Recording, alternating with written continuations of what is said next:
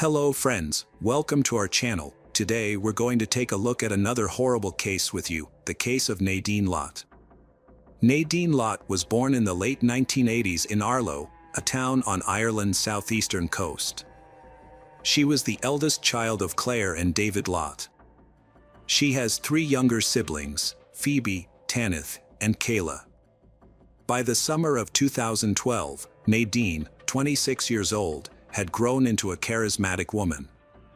She was eagerly planning a trip to Australia, looking forward to a vacation filled with exciting experiences, sports, and new friendships. Nadine stood out from her peers with her bright smile and charming personality, which drew people to her. She had a large social circle and could easily connect with anyone. However, beneath her outgoing exterior, Nadine was a sensitive and vulnerable person who always tried to see the best in others. She cherished her family, who had loved and supported her throughout her childhood. Nadine discovered a passion for photography, capturing life's fleeting moments to preserve the world's beauty. This hobby eventually turned into a career, and she became a successful beautician, helping others enhance their natural beauty. Nadine experienced some difficulties in her personal life. She wasn't eager to settle into a serious relationship, preferring to enjoy her independence and spend time with friends. This desire for freedom led her to take a trip to Australia, where she was attracted by the warm climate, stunning beaches, and exotic landscapes, finding everything fresh and romantic. Nadine met Daniel Murtagh in Australia, and it was as if they were polar opposites. While Nadine was outgoing and lively, Daniel was quiet and reserved, with piercing eyes and a toned physique that immediately caught her attention. Despite their differences, they felt an instant and inexplicable connection, sharing common interests and a deep sense of intimacy. As they spent more time together, their days were filled with unforgettable experiences and memories. They strolled along stunning beaches, explored the crystal-clear waters, and shared their deepest dreams and secrets. Nadine was captivated by Daniel's surfing skills, and he was drawn to her carefree spirit, genuine nature, and infectious laughter. Their connection grew stronger with each passing day, unencumbered by any barriers or reservations. Daniel, a few years Nadine's senior, hailed from Dayan, a suburb of Dublin, where he worked as a window fitter and lived with his family. Nadine viewed it as a casual fling without any serious commitments. Phoebe was the first to discover Daniel. Shortly after, Claire, the mother, learned about the relationship from her child. Claire quickly suspected that this relationship may not be long-lasting. Nadine's life changed dramatically when she found out she was pregnant with Daniel's baby. A few months later, Daniel attempted to rekindle their relationship and start a family, but it ultimately didn't work out. In November 2013, Nadine gave birth to a baby girl named Kia, but Daniel was noticeably absent during this significant moment. Instead, her sister Phoebe was the one who offered emotional support and remained a constant companion. Phoebe was by Nadine's side during childbirth, took the first photo of mother and daughter, and played a vital role in helping Nadine navigate the challenges of new motherhood. Nadine's pregnancy marked a turning point in her life, as she transitioned into her new role as a mother. Despite the difficulties she faced, Nadine found solace in Phoebe's unwavering support and love. Nadine's story is a poignant reminder of the complexities of love and relationships. Although her relationship with Daniel was unfulfilling and lacked deep emotional connection, Nadine was determined to provide a stable and loving environment for her daughter. But Daniel failed to take responsibility for his actions and showed no interest in being a devoted father, leaving Nadine to raise Kia on her own. Nadine had always tried to provide the best life for her daughter, Kia. In 2016, she wanted to build a home with her loved ones, so she rented a house where everyone could live together as a family. However, her hopes were crushed when Daniel, Kia's father, failed to move in with them. This realization marked the end of Nadine's. Daniel's constant absence and broken promises had left her emotionally drained, so she made the decision to end their relationship and start a new chapter in her life. Despite their separation, Nadine had held on to the hope that Kia would still be able to maintain a relationship with her father. Claire, Nadine's mother, had a more realistic view of Daniel's. His love for boxing was a higher priority for him than his family.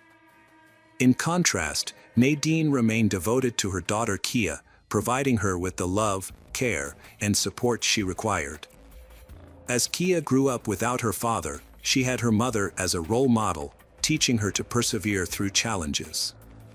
In October 2019, Claire suggested that Nadine celebrate her birthday in Rome. During the trip, Nadine's daughter, Kia, also referred to as Nine, confided in her mother about the struggles she was facing in her life. Nadine had moved on from her relationship with Daniel and was thriving as a single mother. She enjoyed her job, took pride in her accomplishments, and was happy with her life. Her future looked promising, especially after being offered a modeling job. Her happiness was short-lived when she discovered that Daniel continued to make unfulfilled promises to visit their daughter Kia in Ireland. When Daniel requested a meeting to give Nadine money for Kia, she was skeptical, suspecting that he just wanted to see her, not their daughter. She agreed to his request, but only because she didn't want Kia to think poorly of him. Nadine still held on to the hope of creating a real family, despite the increasing impossibility of it. To shield Kia from disappointment and pain, Nadine made excuses for her father's absence. She wanted to protect her daughter from Daniel's irresponsibility and neglect. Meanwhile, Daniel was reluctant to let Nadine go and was fearful that she might start dating other men. As a result, Nadine felt forced to keep her personal life hidden from him to avoid his controlling behavior and threats. In 2019, Nadine Lott's life drastically changed after she ended her relationship with her partner, Daniel. She started dating a new partner from Turkey, but her attempts to keep this relationship private were unsuccessful. Daniel discovered Nadine's new partner and became furious, sparking a series of stalking incidents that caused her immense distress. On December 5th, Nadine sent a clear message to Daniel, stating that their relationship was over and demanding that he stop harassing her. She believed this would finally bring an end to the toxic relationship. However, on December 13th, Nadine asked Daniel to watch their child, Kia, while she attended her aunt's birthday celebration at a local pub. Daniel agreed to watch Kia at his home in Condon, a different location from where Nadine lived, which was in Wicklow. On the night of December 14th, Daniel repeatedly tried to contact Nadine, calling her at 5:57 and 1:26 a.m., but she didn't answer. He eventually sent her a message, asking her to return home soon. Nadine returned home and changed her clothes, but the events that followed are unclear. What is known is that Daniel attacked Nadine, terrifying her 6-year-old daughter, Kia. The noise and screams caught the attention of a neighbor, Ela Klanovich, who investigated the source of the commotion. Ela saw Nadine lying on the floor in her hallway with Daniel standing over her, his face contorted with rage and panic. Horrified, Ela retreated to her apartment and quickly contacted Nadine's family. When Claire, mother of Nadine's, heard Ela's story, she felt overwhelmed with fear and anxiety. Daniel fled the scene in his Volvo, leaving behind a trail of dust and blood. When Claire rushed into Nadine's apartment, she was met with a disturbing sight. The walls and broken glass were covered in blood splatters, reflecting the horrific events that had unfolded. But the situation was far from over. It was now 9:50 a.m. Claire, Phoebe, and Kyle walked into the kitchen and were shocked by what they saw. Nadine's body was lying on the floor, brutally mutilated and showing no signs of life. Meanwhile, about 20 miles away in the town of Lar, Daniel lost control of his car and crashed into a ditch. Miraculously, he escaped with only minor scratches. John Beckken stumbled upon the wreckage and was shocked by the scene: a car with broken headlights, shattered glass, and a lone vehicle lying in a ditch. His initial thought was that the driver had been drinking after a Christmas party, but as he approached the car, he was surprised to find it empty. Suddenly, Daniel emerged from the fog, his eyes vacant, his body shaking, and his clothes covered in blood. Daniel confessed to the crime in a despairing tone to a witness. He was then taken to the hospital in an ambulance, repeatedly muttering that he loved Nadine, as if seeking forgiveness. Meanwhile, Nadine's apartment was in disarray. When paramedics and police officers arrived, they were met with a strong smell of blood. The walls and furniture were smeared with it, and the scene was chaotic. Paramedic Ian Clark was struck by the extent of the destruction. Broken dishes, shattered glass, and bloody footprints indicated that a violent crime had occurred. Phoebe and Kyle rushed Nadine to urgent care after a severe accident, where medical professionals were able to save her life despite her critical injuries, which had left her unconscious. Nadine was rushed to St. Vincent's Hospital, where she was admitted to the intensive care unit. Doctors documented severe injuries to her head, neck, and chest at 10:58 a.m.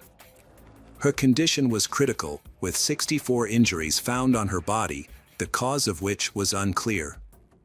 Nadine received multiple blood transfusions, but her condition remained critical. Claire hoped that Nadine would recover. Claire stayed by her daughter Nadine's side in the hospital, bringing comfort with familiar items from home like family photos, Nadine's favorite perfumes, and cherished toys. Despite the doctor's bleak outlook, Claire was resolute in her support, believing that her love and care would help Nadine navigate the challenging road to recovery. Meanwhile, Daniel was scheduled to appear in court on December 16th. The court decided to hold him in custody until his trial. On the same day, Claire accompanied Nadine to a follow-up examination to assess the damage to her brain. Claire prayed that Nadine would find the strength to pull through. Tragically, Nadine's injuries were too severe, and she passed away on December 17th, between 3 o'clock and 4 p.m., without ever regaining consciousness. Irish Police Colonel Dean McCarthy described the violent crime as one of the most brutal he had ever witnessed. After the murder, Chief State Pathologist Dr. Linda Mogan performed the autopsy at the city funeral home on December 18th. Following the autopsy, the victim's loved ones, particularly her family, were left with many unanswered questions. Claire was consumed by her thoughts, trying to make sense of the events that had transpired. The next day, the killer, Daniel, confessed to the heinous crime, describing how he attacked and brutally murdered Nadine. According to Daniel's account, he started by grabbing Nadine, hitting her on the head, and then repeatedly punching her with his fists.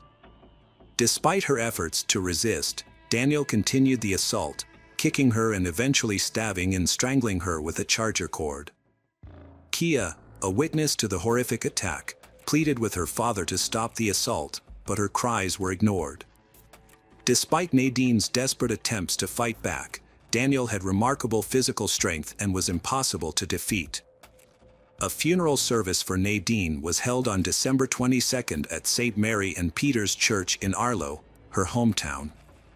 The ceremony drew over 1,000 mourners, and hundreds more watched the live broadcast as they gathered to bid their final farewells. 6 people carefully carried the coffin containing Nadine, a young and beautiful girl, as if she were asleep in eternal rest. The altar was surrounded by scarlet velvet roses. Nadine's mother, Claire, sat in the front row, struggling to hold back tears as she gazed at her daughter's coffin. Her eyes shone with love and admiration for she who lay before her. Family and friends gathered nearby, overcome with grief, as they clutched handkerchiefs to their faces and openly wept. David Lott, Nadine's father, stepped forward, his voice shaking with sorrow, and tearfully placed one of Nadine's elegant handbags beside the coffin. Nadine had a remarkable ability to turn anything into a stunning fashion accessory that perfectly matched her one-of-a-kind style. Next, Kyle, a close family friend, approached the altar, holding a photograph of Nadine and Kia, beaming with happiness as they hugged each other. Kia, confused and grief-stricken, clung to her mother's side, unable to comprehend the loss she had suffered. Phoebe, Nadine's sister, brought a pair of shoes to the altar, the very ones Nadine had been planning to wear to her prom. Overwhelmed with emotion, Phoebe struggled to hold back her tears. Tanith, another close friend, carefully placed a photo album on the altar, filled with cherished memories of Nadine's carefree days, joyful parties, and radiant smile. These memories would remain with them forever, a poignant reminder of the happy times they had shared with Nadine. With genuine empathy on his face, Priest Michael Moore led the ceremony with heartfelt words of eternal life and hope that soothed the grieving family and friends. Looking directly at Kia, he voiced gratitude for the immense joy she had brought Nadine during her life, wishing that Kia's own life ahead be one rich with care, protection, and enduring love. He reassured Kia that her mother's loved ones would always be there to protect her from harm, serving as her guardian angels. Nadine's sisters, Phoebe and Tanith, tearfully bid their final farewell, overcome with grief at the loss of their beloved sister. The ceremony concluded with the playing of funeral music, after which Nadine's coffin was laid to rest in the San Gabriel Cemetery. As her loved ones said their final goodbyes, they took comfort in knowing that Nadine's soul was at peace. Hello friends, welcome to our channel. Today we're going to take a look at another horrible case with you, the case of Channin Starbuck. Channin Starbuck, a 42-year-old woman, was born on April 19, 1969, in Anderson, Indiana, as the youngest child with two older brothers. Her parents eventually divorced and started new families, resulting in additional siblings for Channin. On December 3, 2011, Channin was discovered on the floor of her bedroom, positioned in a suggestive manner. An erotic massager was placed on her stomach, indicating a clear attempt to humiliate her after death. The police immediately suspected foul play due to the numerous bruises and scrapes on her body. A medical examiner later confirmed that some of the injuries were caused by a stun gun, and evidence suggested that her body had been moved. The official cause of death was determined to be strangulation. The detectives assigned to solve the case faced a difficult task. They needed to reconstruct the final hours of Channin's life and identify the perpetrator. Channin, a mother of 5, had been reported missing by her ex-husband, Clay Starbuck, a day before her body was found. Clay, 47, had alerted the authorities that he had been unable to contact Channin since December 1 at approximately 3 p.m. Channin sent a text to her daughter, saying she couldn't pick up the kids from school because she wasn't feeling well. She asked them to wait for their father, claiming she had already informed him of the change in plans. However, his phone was turned off, so he didn't know what was going on. The younger siblings, Marshall and Serena, were tired and hungry, so 15-year-old Logan decided to call her older brother Austin for help. She asked him to drive them to their father's house, which was just a couple of blocks away. When they arrived, Austin said he couldn't reach their mother either. He thought maybe she had turned off her phone to rest. Austin put the kids in the car and drove them to their father's house. Clay was surprised to see them but was happy to spend time with his kids. Since the older kids had lived with him after the divorce, and the younger ones had stayed with their mother, Clay decided to enjoy the unexpected visit and didn't contact Channin. This wasn't the first time something like this had happened with her. Clay expected to see Channin at the school basketball game that evening, but she didn't show up. The next day, December 2nd, Clay took the kids to school and then went to Channin's house. The front door was locked, and the blinds were closed. Since he didn't have a spare key, he couldn't get in.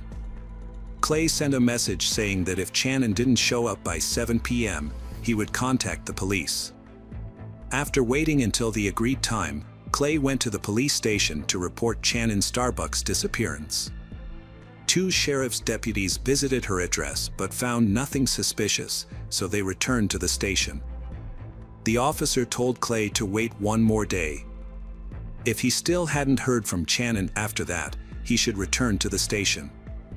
The next day, Clay returned to the police station, and it was then that he discovered he wasn't the only one looking for Channon. A friend and her mother had also reported being unable to contact her, which was unusual for Channon.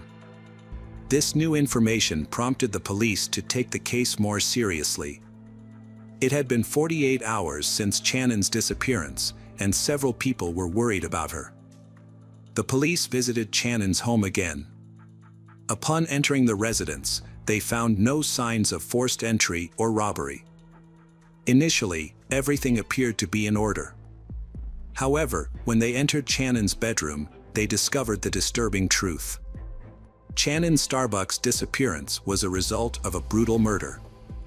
In her room, investigators found an unmade bed with a blanket nearby, but the sheet was missing and the mattress cover had red stains.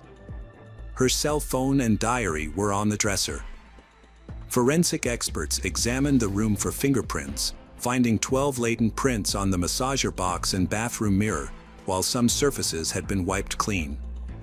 DNA analysis was conducted on traces found in common areas, and specialists took scrapings from under Channon's nails, face, and neck. Detectives believed the murder occurred after Channon got out of the shower, and her body was moved to the bed and then the floor. The missing sheet was found in a washing machine, suggesting the perpetrator tried to eliminate evidence. Clay arrived at Channon's house by noon to find out what had happened to his ex-wife. However, the scene at her yard was ominous, with yellow tape cordoning off the area, an ambulance, and several police cars parked near the lawn. Clay was the first to be informed of the tragic event. To gather more information about Channon and her lifestyle, the detectives questioned Clay after he had calmed down. He explained that he and his ex-wife had a morning routine where he would take the younger kids to school and she would pick them up afterwards. However, on December 1st, his car broke down a few blocks from home, disrupting their routine. Clay had texted Channon to ask her to take the kids to school. It was supposed to warm up around 11 a.m., but when he tried to start the car again, it still wouldn't start. He gave up and went back inside to take a nap. Clay slept for several hours without being disturbed, during which time his cell phone ran out of battery. To support his story, he showed the police his correspondence with his ex-wife, Channon. Initially, everything seemed to add up. Clay was cooperative, providing his cell phone, DNA, and fingerprints. He also expressed concern for Channon, explaining that their divorce had made her more vulnerable. When asked for more information, Clay revealed that Channon had joined a dating site after becoming single. As an attractive woman, she had many admirers. According to Clay, she might have been seeing multiple people at the same time, and one of them might have been responsible for her death. Unfortunately, he didn't have any specific names to share. During the conversation, Clay became emotional and cried, struggling to accept Channon's death. After recording his statement, the police sent him home. He had to break the news of their mother's death to their children. At the start of the investigation, the case surrounding Channon Starbuck's demise was gathering momentum. Investigators questioned the Channon family's neighbors, focusing on every detail, especially reports of unfamiliar people and vehicles in recent weeks. An autopsy revealed severe injuries, including chest trauma consistent with the use of a stun gun, 10 broken ribs, and head and body injuries likely caused by a blunt object. The severity of the injuries made it difficult to determine the exact time of death, but the expert estimated that Channon's life ended between December 1st and 2. Scratches on her body suggested that she had been moved, and her broken neck bone supported this theory. The medical examiner found evidence of strangulation using a soft object, possibly a hand, towel, or sheet. A breakthrough in the case came from the analysis of body samples, which revealed male DNA. This suggested that the suspect might be one of Channon's close male acquaintances, including her ex-husband or secret admirers. Clay Starbuck, her ex-husband, has cooperated fully with the investigation, including undergoing a medical examination to check for any injuries or harm. Detectives suspected that the perpetrator might have been injured during the struggle, but Clay showed no signs of injury on his hands. The investigators then examined their sons, 21-year-old Austin and 18-year-old Blake. The only issue that arose was the presence of old cuts on the older son's hands, but these were explained by his job at a window manufacturing plant. During conversations with the sons, some facts were established that would later become clearer. The children knew that after the divorce, their mother had been dating and they disapproved of it. They had seen explicit photos on their mother's laptop, leading them to wonder if she might have been targeted by an online predator. It was clear that the sons loved their mother and were deeply shaken by her death. However, they had disagreed with the changes she had been making in her life. In a subsequent interview, Clay expressed himself more clearly. He blamed Shannon's behavior for his family's problems while he was away on business, especially her frequent encounters with other men. Clay even suspected that Marshall might not be his biological son, but he loved him regardless. Clay believed that after their relationship ended, Shannon started to indulge excessively and not appropriately for her age. He disapproved of her dropping off the kids at his place when she went on dates. By this point, investigators had not only spoken to Clay and the children but also interviewed Shannon's relatives and friends. The detectives developed a more comprehensive understanding of the deceased and her family. Shannon had always dreamed of having a big, loving family. Growing up, she was a kind and modest person who loved to draw and was very good at it, winning many awards. At 20, she met 25-year-old Clay Starbuck in Florida, where she had moved with her family when she was young. Clay was on vacation from Alaska. They were introduced by friends at a party and hit it off right away. That night, Shannon learned a lot about Clay. He had gone to school in Colorado to learn about diesel mechanics and later worked on the Trans-Alaskan pipeline, which paid well. However, he was already married with 2 kids. Despite his complicated past, Shannon wasn't discouraged. She actually saw it as a plus, thinking it gave him valuable experience for their future together. Shannon and Clay got married soon after meeting. As Clay's new wife, she moved in with her husband. At first, she struggled to adjust to her new surroundings and the weather, but she quickly settled in. Shannon's married life wasn't as perfect as she had envisioned. Her husband Clay was often away, leaving her to manage the household by herself.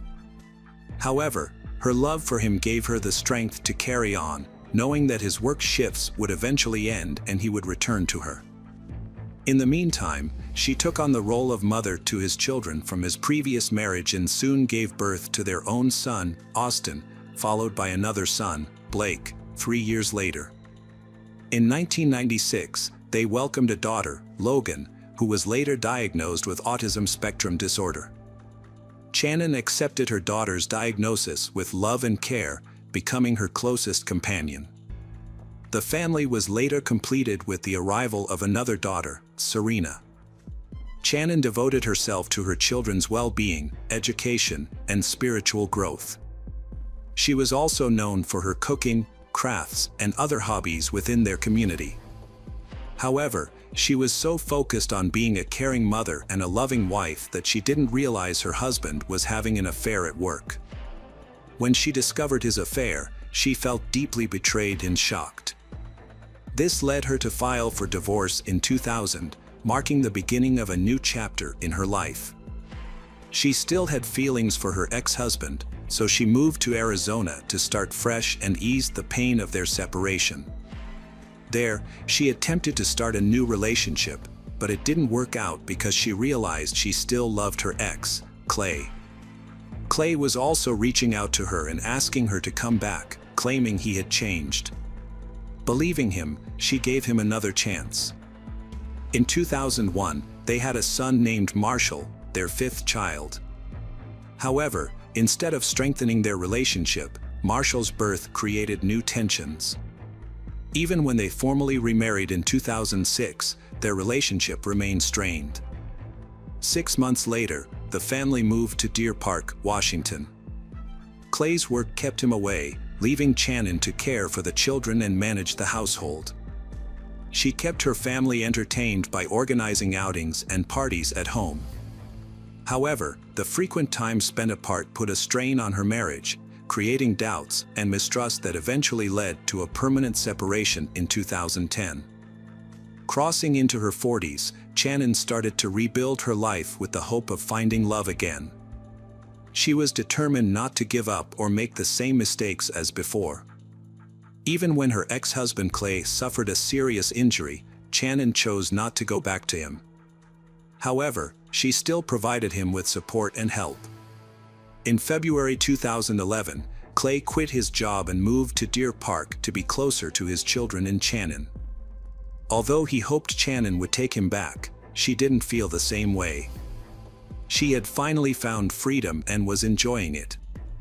After Clay's surgery, Austin and Blake moved in with him, enjoying more independence from their mother. Channon started a new chapter, finding a part-time job and enrolling in a dental assistant course to support her family since Clay stopped paying child support due to illness. The children stayed with Clay on Wednesdays and every other weekend. By summer's end, Channon completed her certification and was ready for her next goal. Channon Starbuck had been seeking a fresh start, creating a dating profile in hopes of meeting someone special and leaving her past heartache behind. She regretted spending her best years with a man who didn't appreciate her and was capable of deceit. Tragically, her dreams were cut short one December morning when she became Channon of a heinous crime. Her funeral, held on December 10, 2011, was attended by a large number of people, a testament to her bright and sincere personality. She was laid to rest at a cemetery in Orlando. The investigation into her death was swift, thanks to public attention. Detectives focused on her ex-husband Clay, verifying his alibi for December 1st. His fingerprints didn't match those at the crime scene, so they checked his story against databases and examined Channon's phone, laptop, and diary for other potential suspects. Detectives thoroughly examined Channon's mobile phone, leading them to add several individuals to the list of suspects. These men had been in contact with her through a dating site, raising suspicions about their potential involvement. One suspect, Tom Walker, had arranged a date with Channon for December 5th, just hours before her death. Their conversations had been candid, and they had exchanged photos. However, when Tom Walker requested that Channon take a photo using an adult toy, she declined. Notably, her body was later discovered in the exact pose that Tom Walker had mentioned. Within an hour, detectives located Tom Walker, who was shocked not only by the news of Channon's death but also by being considered a suspect. He promptly provided an explanation for his activities on the day of her death, which was corroborated by his colleagues and surveillance footage. The next individual on the list was John Wilson, who had scheduled a meeting with Channon on December 1st. An examination of their correspondence revealed. The investigation revealed that the suitor, whose real name was John Kinlawn, had no intention of a serious relationship with Channon and had used a fake identity. He was married and worked in a different field than he claimed, which explained his secretive behavior. When questioned, Kinlawn had an alibi for the time of the crime, which was corroborated, and he was released after providing a DNA sample. The investigation was back to square one, but a breakthrough came when detectives examined Channon's mobile phone. They discovered that a 911 call had been made from the phone on the morning of December 1st, but it had been deleted from the call log. After retrieving the call, they found it contained only the sounds of sobbing and rustling before abruptly ending. Channon's phone records revealed a failed call and 11 messages sent after her death. GPS data confirmed her phone was at home, where she was killed after dropping her kids at school. The suspect tried to mislead the investigation and was found to be close to the Channon family, even using a nickname for the youngest son. After uncovering this information, Clay's statements were examined more closely. He had a clear motive for killing his ex-wife, as divorce can be difficult for some partners to accept. Additionally, he had the perfect opportunity, knowing her daily routine. As a result, authorities decided to track the suspect's car route again, this time using footage from street surveillance cameras. This is when the officers' suspicions became clearer. It turned out that Clay's car had not broken down. At the same time, results from another analysis arrived, showing that DNA material collected from Channon's body matched the suspect's samples exactly. When Channon returned home, a heated argument broke out, which ultimately led to her death. The unusual position of her body was a deliberate act of vengeance by Clay, who was enraged by her newfound freedom.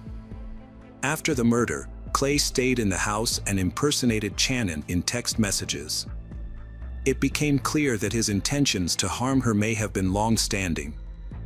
A friend's conversation with detectives took on new significance, revealing that Clay and Channon's relationship was troubled. Channon had confided in friends that she was tired of Clay's controlling behavior and criticism, and had feared he might harm her if she ever left him.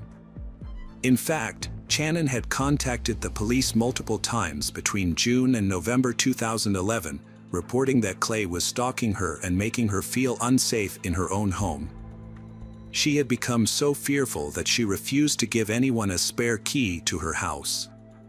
Ultimately, Channon secured a restraining order against Clay, limiting their communication to text messages.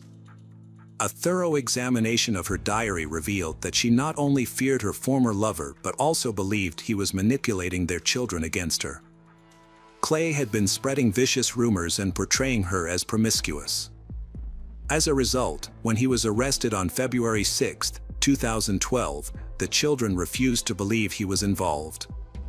The discovery of a tracking program on Channon's laptop, a hard drive labeled Channon's desktop computer, in Clay's house, and printed correspondences did not seem to disturb them.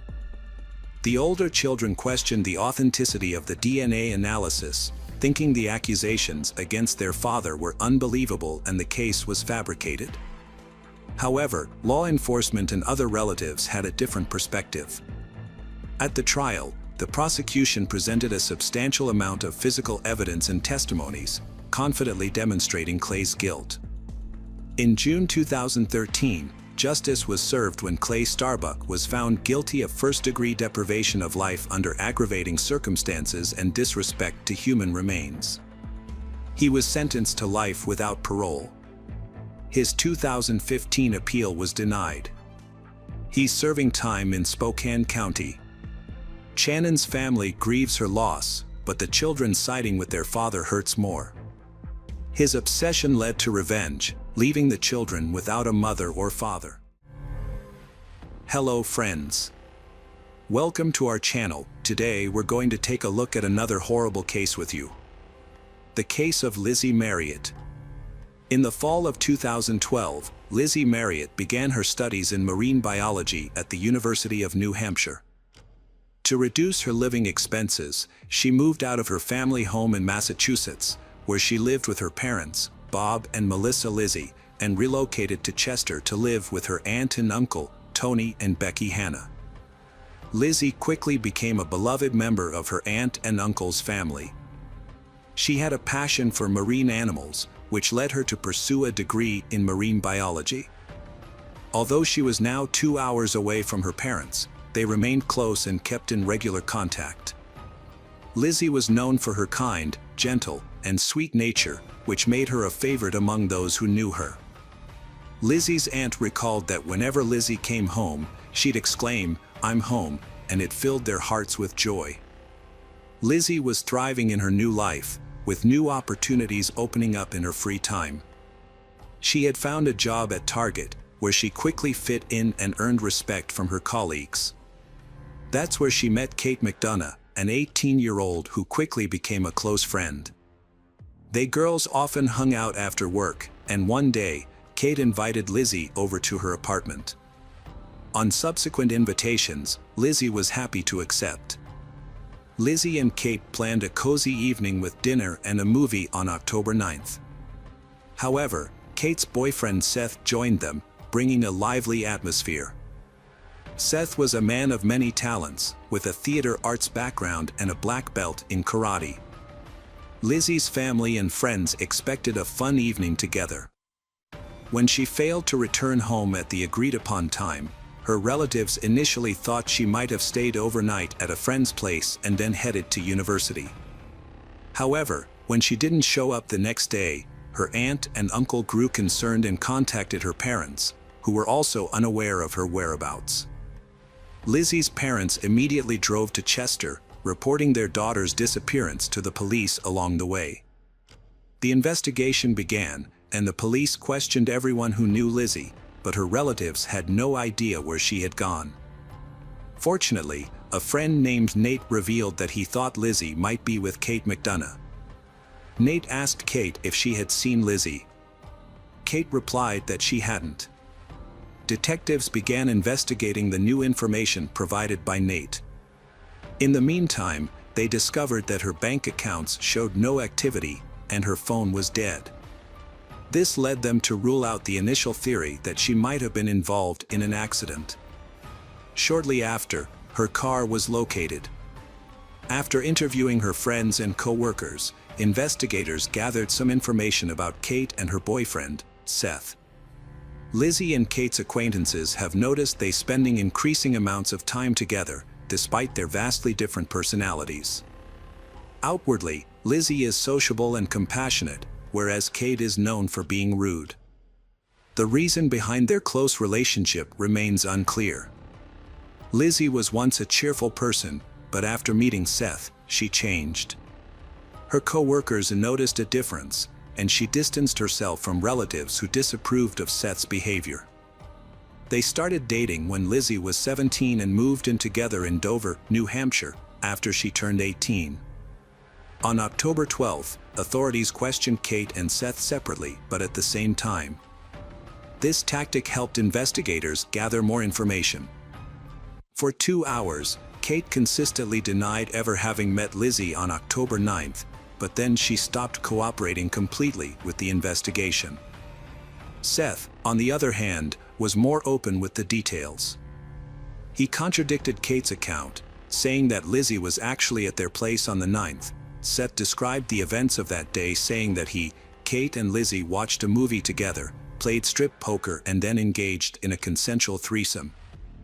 However, the situation becomes tragic when things don't go as planned. Lizzie accidentally dies while tied with rope.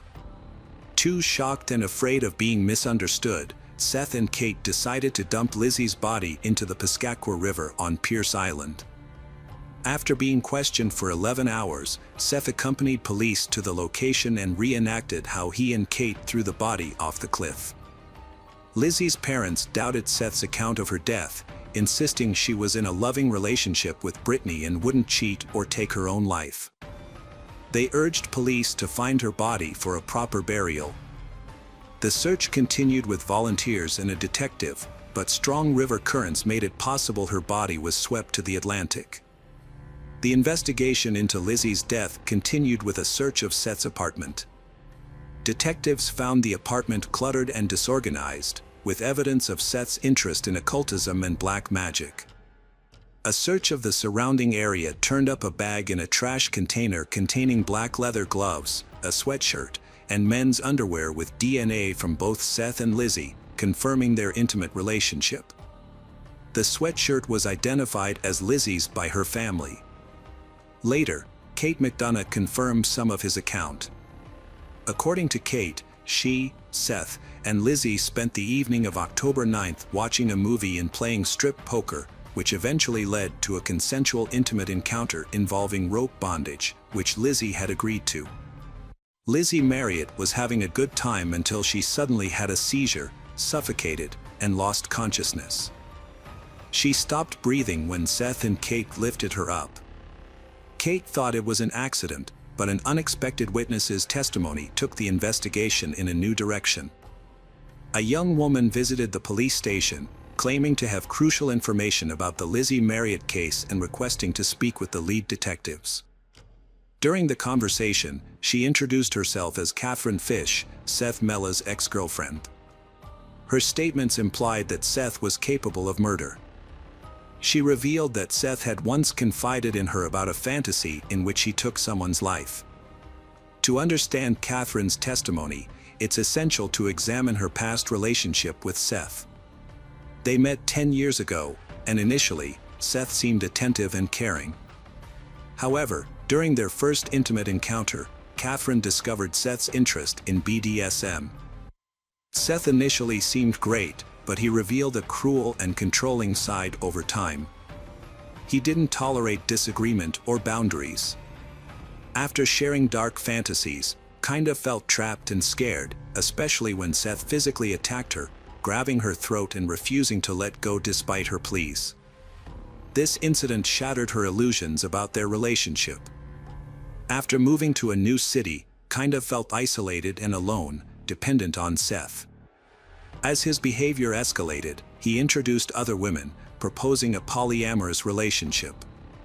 Kinda felt trapped, afraid to leave due to Seth's controlling behavior. It took months for her to gather the courage to escape the toxic relationship. In May 2014, Seth Mellah appeared in court, facing not only intentional murder charges but also accusations of taking advantage of multiple individuals. Several people testified against him, including Kate McDonough.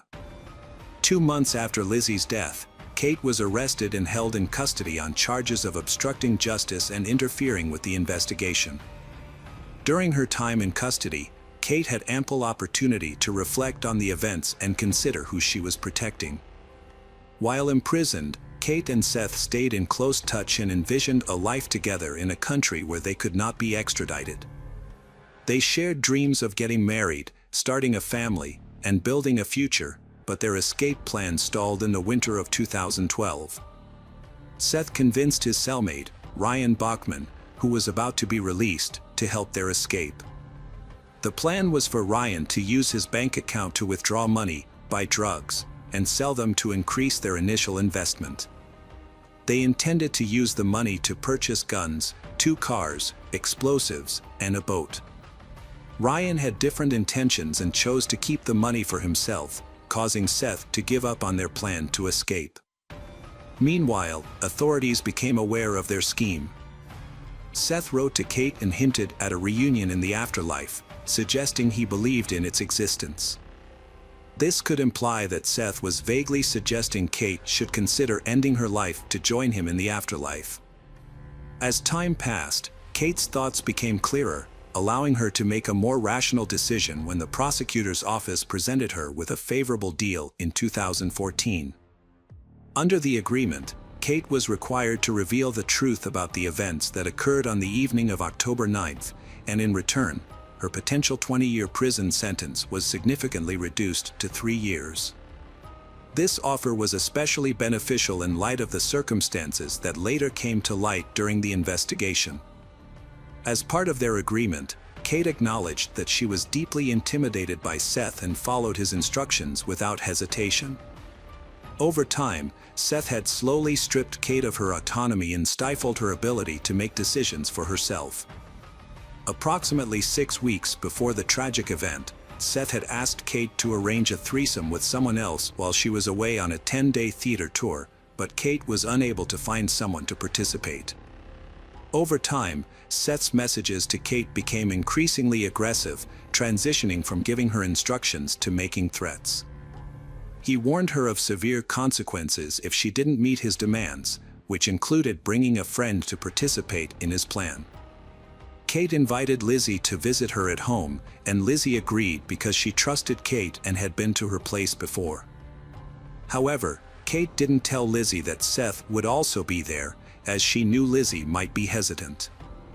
Seth had seen Lizzie's photos and was eager to meet her. On October 9th, Seth arrived at Kate's apartment at 9 p.m. At first, Kate and Lizzie chatted together, and Seth joined in later, initially creating a light-hearted atmosphere with his jokes and friendly demeanor. As they watched a movie, Seth suggested playing strip poker, dimming the lights to create an intimate setting. Lizzie began to lose the game, eventually ending up in her underwear. In another round, Seth suggested kissing Kate, but she refused, explaining that she was in a committed relationship and found the idea unpleasant. Seth suggested leaving Lizzie alone, but she refused. He retrieved a rope and gloves from his room, returned, and strangled her with the rope before she could react. After killing Lizzie, Seth committed a further act of violence against her body.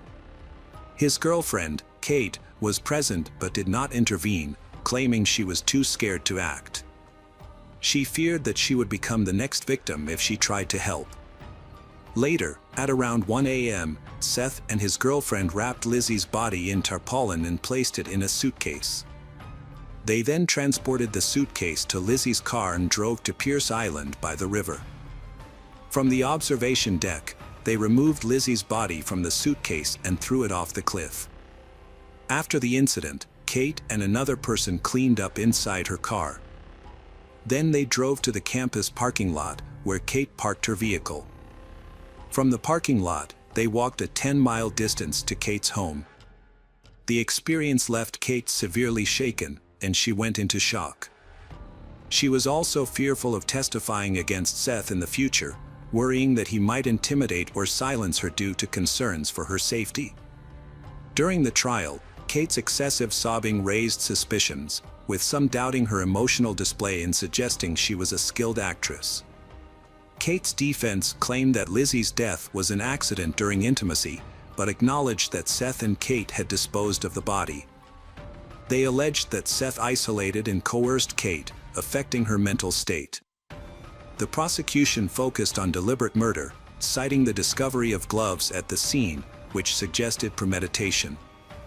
Roberta Gherkin and Paul Hickok, acquaintances of Seth Mella, testified for the prosecution. After Lizzie's murder, Seth called them at 10:49 p.m. asking for help. When they arrived after 11 p.m., they found Seth on the bed next to Kate McDonough in lingerie. Seth said, "This time things went too far." Roberta found Kate in the kitchen and suggested calling an ambulance. They chose not to intervene or contact police, avoiding involvement. Seth Mella was convicted of first-degree murder by strangulation and conspiracy in 2014, receiving a life sentence without parole. Kate McDonough, who was 20 at the time, got a 3-year sentence as part of a plea deal and was released in 2016. She has since maintained a low profile. Lizzie Marriott's parents, Bob and Melissa, do not feel the sentence is sufficient. They hope her case can serve as a warning to others, especially women. Hello friends. Welcome to our channel. Today we're going to take a look at another horrible case with you. The case of Quandike Bishimbayev. Quandike Bishimbayev was born on April 11, 1980, in Gil, Kazakh SSR. Quandike Bishimbayev grew up with his younger sister Arujin, born in 1984. He received 3 higher educations, studying at Kazakh Academy of Management, Taz University, and George Washington University through a presidential scholarship. At 26, he defended his PhD thesis in economic sciences. Quandike began his career as a bank manager in 2000. He briefly interned at the Ministry of Economy, then held senior positions in large companies before returning to the ministry in 2016. He became the young head of the ministry but was dismissed 8 months later due to a bribery scandal, sentenced to 10 years in prison. However, he was released on parole after just 1 year. In his personal life, Quandike was married twice. His first wife, whom he married in 1999 and had a son in 2000. They divorced in 2004. In 2006, he married, with whom he had 3 children before divorcing in 2020. After a few years, he married Sultanat Nuknova. Sultanat Nuknova was born on May 15, 1992, in Pavlodar, Kazakhstan. She was the youngest of 2 children to businessman father and economist mother. Her uncle was a prominent politician. As a schoolgirl, Sultanat became interested in astrology, studying literature and making accurate predictions for friends and classmates. She turned her hobby into a career, achieving success quickly. Sultanat promoted her astrological services on social media, offering consultations, forecasts, and guidance on goal achievement, career choice, and spiritual growth. She also gave advice on love affairs and relationships, with a client base consisting only of women and girls. She quickly achieved financial independence by doing what she loved. Her services were in high demand, with consultations scheduled months in advance. She had gained a large following on social media and was living her dream life. In spring 2022, Klondike stumbled upon Sultanat's page on a popular social network. He liked Sultanat and decided to contact her for an astrological consultation, but she turned him down, saying she only served women. This rejection only fueled his interest, and the politician persistently tried to get her attention, showering her with compliments, convinced that only she could help him as a trusted specialist. Sultanat was flattered but refused to meet Klondike, who repeatedly asked her out despite Sultanat offering online consultations. He persisted for months, gathering information about her life, habits, and interests, but she remained uninterested. Sultanat initially refused to meet the man, but eventually agreed to a meeting for face-to-face counseling. Despite his good impression, polite behavior, and courtesy, she told her brother that he was not her type and they wouldn't match. Initially, Sultanat was not worried about Klondike because she knew she could keep him. However, within a month, the situation changed when Klondike gained influence by befriending a respected older member of the family, Sultanat's grandmother. Klondike asked to speak to Sultanat's grandmother, asking for her support in case Sultanat changed her mind about marrying him. This gesture touched Sultanat, but she still refused to pursue a relationship with him. Sultanat visited her parents in Pavlodar in fall 2022 and mentioned no serious changes in her personal life were expected. She confided in her brother that the 12-year age difference with Klondike confused her and she wasn't attracted to him, also citing astrological incompatibility. Sultanat's brother was shocked to see a post on his social media that his sister had accepted Klondike's marriage proposal, just a month after their visit. This news surprised both her family and friends, as she had recently said that nothing serious would happen. A few months later, in December 2022, they held a luxury wedding at a budget establishment in Astana. The marriage was not officially registered, with they opting for a mosque ceremony instead. Sultanat's attitude towards her partner changed significantly after the wedding.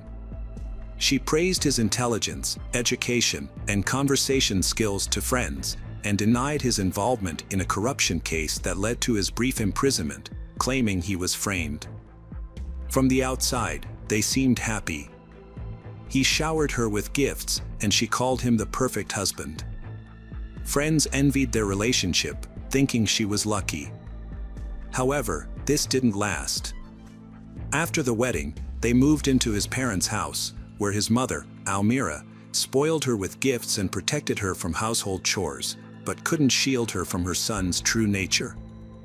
Sultanat would periodically visit her parents with her husband, but she wouldn't invite them to her home because it would annoy Klondike and cause arguments. At first, none of her relatives were aware of this. However, less than a month after the wedding, on New Year's Eve, Sultanat's brother visited and witnessed a disturbing scene. A large, festive table had been set, but the celebration was only for the immediate family. When Klondike's cousin and his wife arrived with gifts for everyone, Sultanat was embarrassed because she didn't have a gift in return. She quickly found a solution by giving Klondike's cousin's wife a bottle of expensive perfume that her husband had bought her the day before, but she hadn't had a chance to open it yet. Klondike was not just displeased, but enraged by her actions. He yelled at her, claiming she had no right to give away something he had paid for, and began insulting her. The guests quickly left, and when her parents tried to intervene, they were rudely shut down. In a fit of rage, Klondike overturned the table, spilling food and drinks everywhere, and ruining the New Year's Eve celebration. Sultanat's brother was shocked by the scene and didn't know how to react.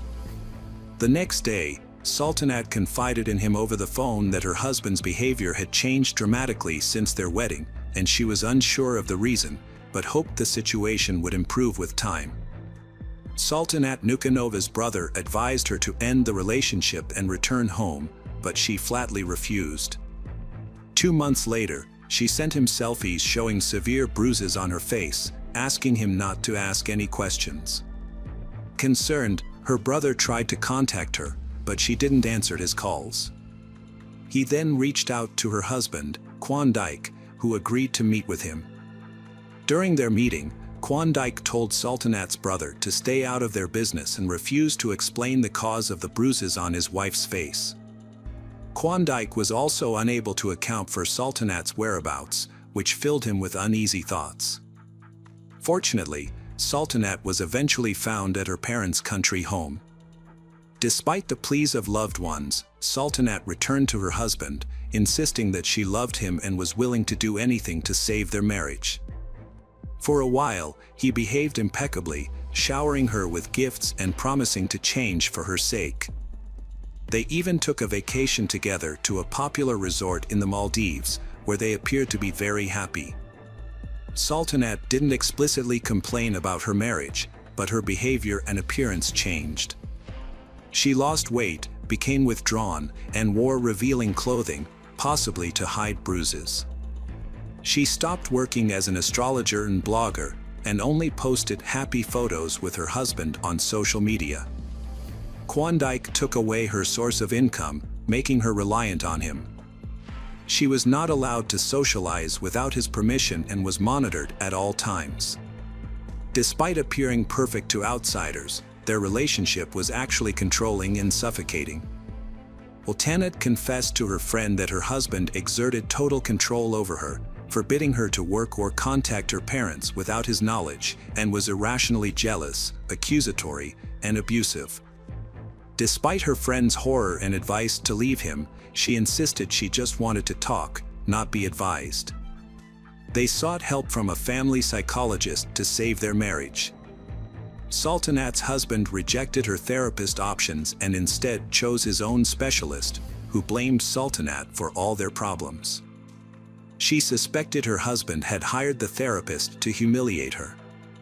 In summer 2023, Sultanat tried to leave him and stay with her parents, but her husband appeared a week later, asking for another chance and suggesting a change of environment to save their marriage. Sultanat hoped having a child would change her husband's attitude, but she couldn't get pregnant. After a family dinner in October, she briefly left her husband and moved into a rented apartment found by her brother.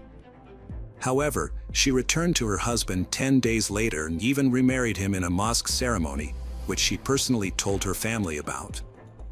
On November 5th, she invited her family and close friends to her cousin's restaurant. Kwon-daik made a good impression with his chivalrous behavior, being attentive and affectionate towards her. Everyone believed his feelings were genuine, but tragedy was looming. On November 9th, a relative contacted Sultanat's brother over the phone, sounding frightened as she asked about the truth of a social media rumor. After clarification, she shared a news link which reported that a former economy minister had taken the life of his young wife. Sultanat had asked to stay with him for a night after threatening to leave her husband. He agreed and told her where to find the spare keys, but she never arrived and her phone stopped working.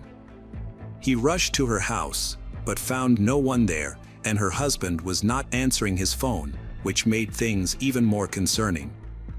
The decision was made to immediately go to the family restaurant, where Sultanat was last in contact, to search for answers.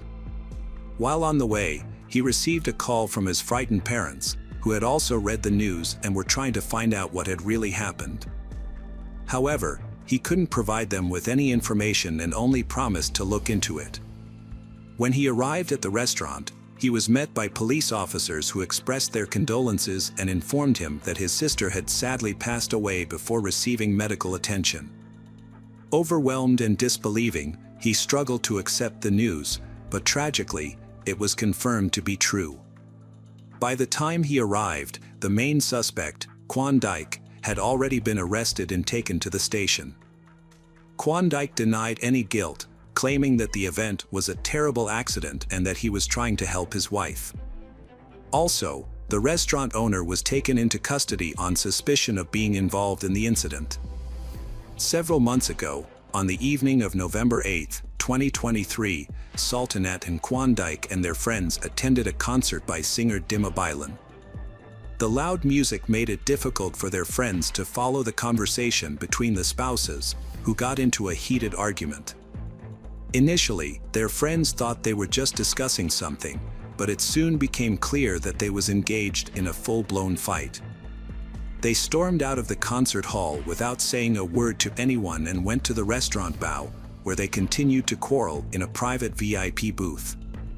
Camera footage shows Klondike taking several bottles of alcohol from the bar and joining his wife in the booth. As they drank wine and discussed their relationship, she told him that she couldn't continue like this and planned to leave him. Infuriated by her statement, Klondike started shouting and threatening her, even slapping Sultanat. After the altercation, she called her brother and told him she would be coming to his house for the night, having finally made up her mind to leave her husband. Around midnight, she stepped outside, intending to go to her brother's house, but her husband caught up with her and the argument continued. The surveillance footage reveals a 15-minute argument between them, after which Klondike convinced his spouse to re-enter the building. They continued to quarrel in the vestibule and eventually secluded themselves in a stall with no camera coverage, making it impossible to determine exactly what occurred inside. In the hallway, cameras recorded Klondike aggressively pursuing his wife, Sultanat, as she attempted to create distance. He grabbed her hands, shook her, and pushed her against the wall. Klondike's lawyer downplayed these actions, describing them as stroking. However, Sultanat tried to escape and locked herself in the toilet to evade her husband's aggression. Undeterred, he kicked the door, resulting in corresponding injuries. After forcing his wife to open the door, Klondike physically assaulted her, striking her multiple times in the face. He berated her, claiming that she lived at his expense. The events that followed are unclear, but Klondike alleged that his wife had an angry outburst and, in a fit of rage, removed all her clothes and jewelry, flushing them down the toilet to demonstrate her independence from him. According to another account, Klondike allegedly forced his wife to undress, intending to humiliate her further after the gold jewelry was lost down the drain. This led to Klondike becoming enraged, punching his wife in the face multiple times, and then pushing her with such force that she fell and hit the toilet. However, during the trial, Klondike claimed that his wife was intoxicated and had fallen several times while undressing, hitting her head on the tiles and plumbing fixtures. Klondike and his wife had planned to go home after leaving the restaurant, but he refused to drive due to his intoxication. He was ashamed of his drunken wife, who was wearing only underwear under her coat and didn't want to call a cab. They decided to return to their VIP booth instead. However, when Sultanat stopped to look at her reflection in the mirror, her husband forcefully pushed her towards the exit. This quickly escalated into a brutal assault, as he mercilessly beat her with his hands and feet and dragged her by the hair. At around 7 o'clock in the morning, he dragged her back to the VIP cabin, where he continued his attack. Klondike ultimately caused severe harm to Sultanat, but during the trial, he claimed he had no involvement in her injuries. According to him, she had fallen and hit the floor and furniture on her own, and then fell asleep on the sofa. He alleged that he noticed a bruise on her face, but rather than seeking medical attention, he consulted a fortune teller to determine if everything was all right with his wife. The fortune teller told Klondike his wife was drunk and needed sleep, so he calmed down and didn't touch her. Later, he realized she wasn't breathing and called his brother, Bakan Banov, also the restaurant owner. Together, they deleted CCTV footage, claiming it showed his wife's indecent behavior. Banav called an ambulance in the evening, but she had already died. He claimed to have tried CPR, but it was too late. Both brothers were arrested by law enforcers. Quandik's former wife, Nazim, was also under scrutiny several years ago when her then-husband was arrested on corruption charges. She defended him at the time, but soon after his release, she filed for divorce, citing irreconcilable differences and claiming she had outgrown the marriage. However, after her ex-husband was accused of brutally murdering his new girlfriend, Nazim gave a candid interview, admitting that she believes him to be capable of such a crime. She explained that her 14-year marriage to Quandike changed dramatically in 2011 after the birth of their second child. Quandike became increasingly aggressive, selfish, and narcissistic, thinking that the world should revolve around him. Nazim also revealed that her husband frequently cheated on her, openly flaunting his infidelities. However, it wasn't until his phone data was accessed during his 2017 arrest that she discovered the full extent of his cheating. He had multiple mistresses, and they constantly changed. After Quandike was released from prison, his behavior became even more violent and aggressive, according to Nazim.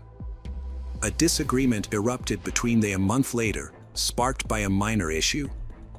However, Quandik's reaction was excessive, as he became enraged and ripped a toilet lid from the wall with his bare hands, throwing it at Nazim.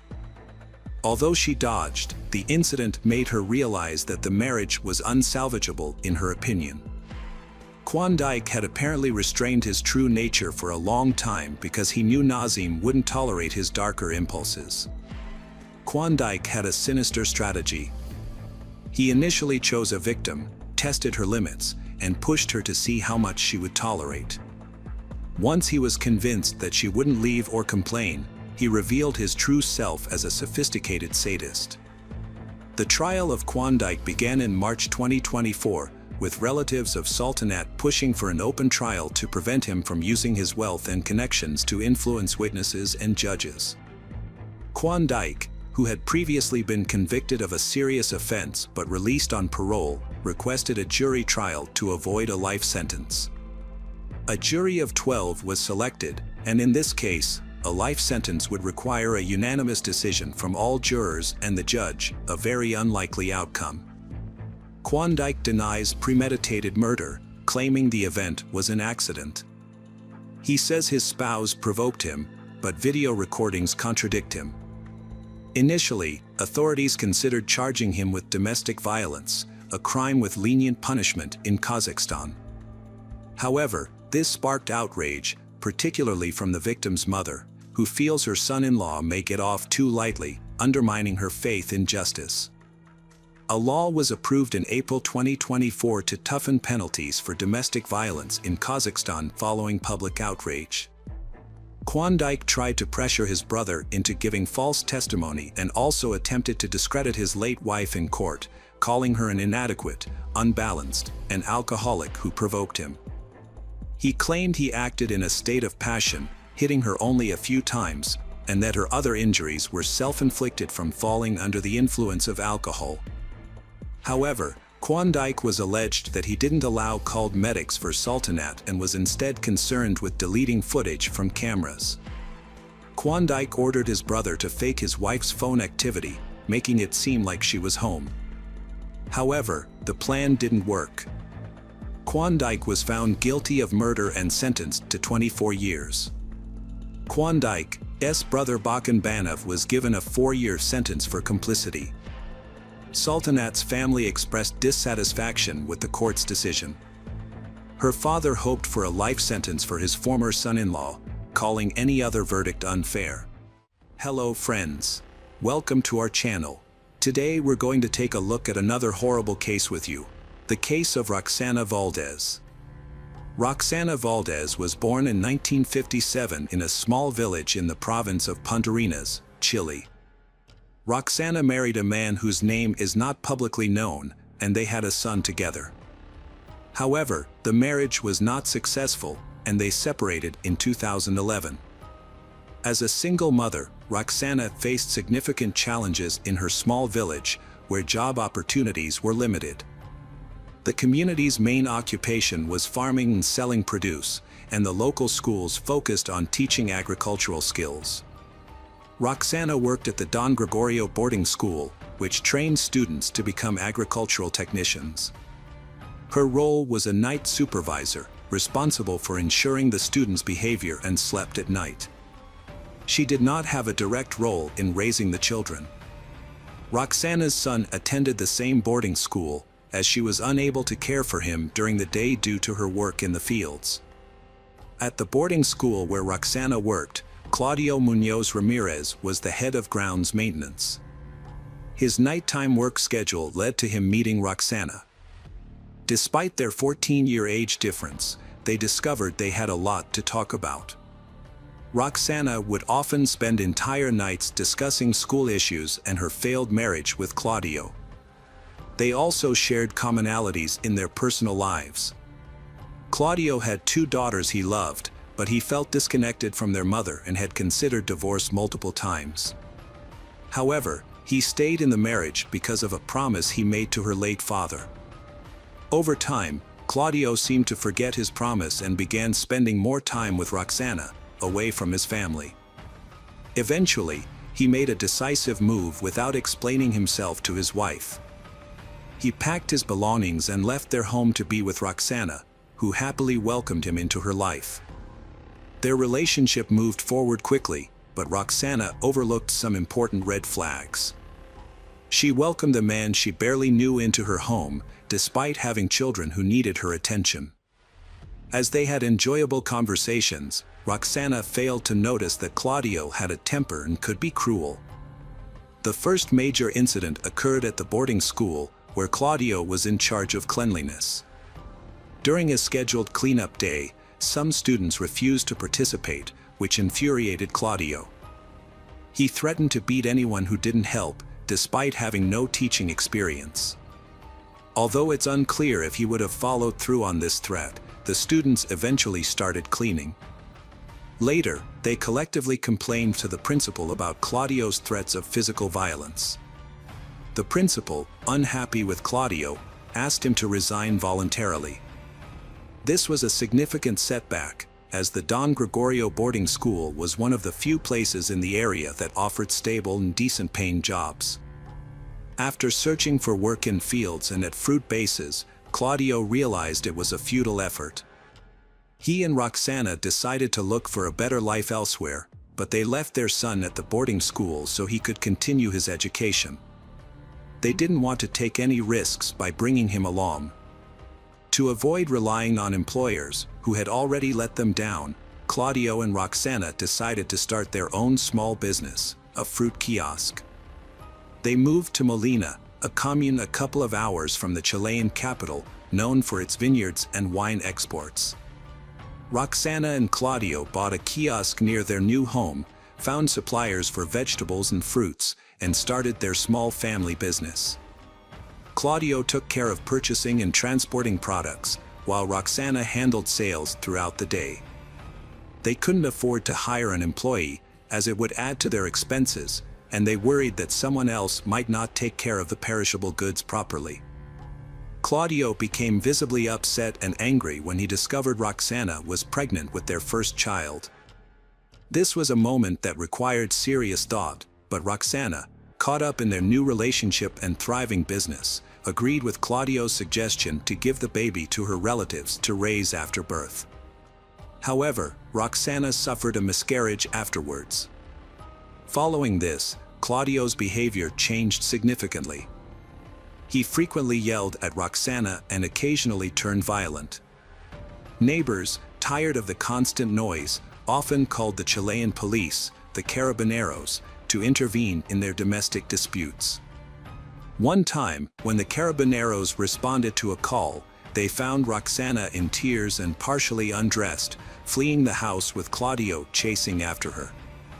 Roxana revealed to the officers that she was suffering from ongoing domestic abuse, which had caused her miscarriage.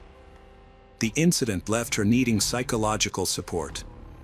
However, as time went by, they seemed to put their issues behind them and continued living together as if nothing had happened. After the incident, Claudio should have faced charges, but Roxana chose to forgive him and give him another chance. She made him promise that it wouldn't happen again. Although Claudio promised to change, his past behavior with his ex-wife suggested that his words might not be reliable. Sadly, the past repeated itself. Claudio stopped physically abusing Roxana, but he started going out to local bars at night, drinking heavily and spending a lot of their family's money on alcohol and encounters with women. Roxana put up with her husband's behavior, hoping that he would settle down once they had a child. In a way, she was correct. After Roxana gave birth to a healthy child in 2013, Claudio changed his ways. He stopped going out and focused on their business, which was growing and needed more attention. They expanded their business by buying another kiosk and vehicle for transporting products. Roxana also invested in firearms for protection, as they lived and worked in areas that weren't very safe.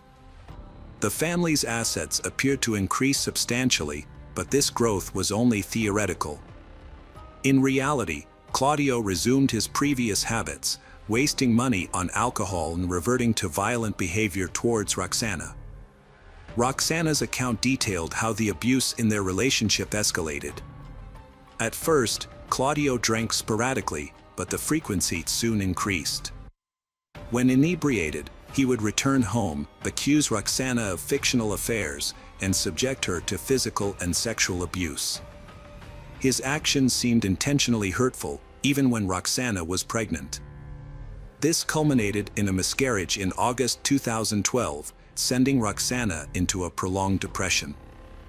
On one occasion, following his typical routine, Claudio went to a local bar and didn't come back until the next morning.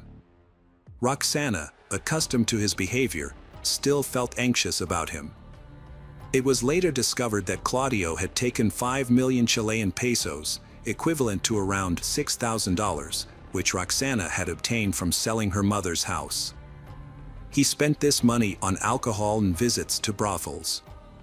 Roxana was shocked and felt betrayed when she discovered that Claudio had taken the money meant for their shared business, which was hidden in their daughter's room. When Claudio came home late that evening, Roxana confronted him about the missing money. However, Claudio was uninterested in discussing the issue and instead hit Roxana, admitting that he had squandered all the money. This incident was the final straw for Roxana. Without saying a word, she went to their bedroom, retrieved a revolver that was meant for protection against local criminals, and shot Claudio in the chest. Claudio died instantly. Roxana was surprised by her own drastic action and attempted to stop the bleeding from the gunshot wound, but it was too late. The close-range shot from the .38 caliber revolver was fatal. In her testimony, Roxana expressed deep remorse and acknowledged the immorality of her actions. She confessed that when she retrieved the revolver, her intention was not to intimidate Claudio but to kill him. Roxana remembered the numerous times Claudio abused and assaulted her, and how she failed to report him to the authorities due to fear. She was afraid of being alone, especially after they had a child together. After shooting Claudio, Roxana's main concern was how it would affect their daughter if she were imprisoned and the child was sent to an institution. That night, Roxana decided to get rid of the body and report Claudio missing. She knew the police were aware of his frequent disappearances during drinking binges. As a delicate woman, disposing of the body was a daunting task.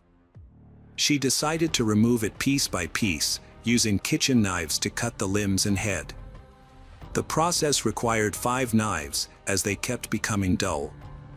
Roxana then boiled the dismembered parts in large pots, all while playing with her young daughter, who was unaware of what her mother was doing and what had happened to her father. Roxana's calculated approach to disposing of the body, while trying to maintain a sense of normalcy for her daughter, shows the complexity and desperation of her situation. The day after cooking and cooling the body parts, Roxana packed them into separate plastic containers labeled by body part, hands, legs, head, and torso, and then placed each container into a garbage bag. She loaded the bags into her car and drove to St. Lucia to scatter them on a vacant lot. Before leaving, she cleaned her house thoroughly with bleach. However, upon arriving in St. Lucia, Roxana couldn't bring herself to dispose of the bags, despite finding a suitable location. Roxana was nervous during the drive, constantly feeling like she was being watched and fearing that the police would stop and search her car. This fear escalated into panic, prompting her to devise a backup plan involving her daughter, where she would pretend to rush her to the hospital if stopped by police. She even considered pinching her daughter to make her cry louder and make the situation more believable.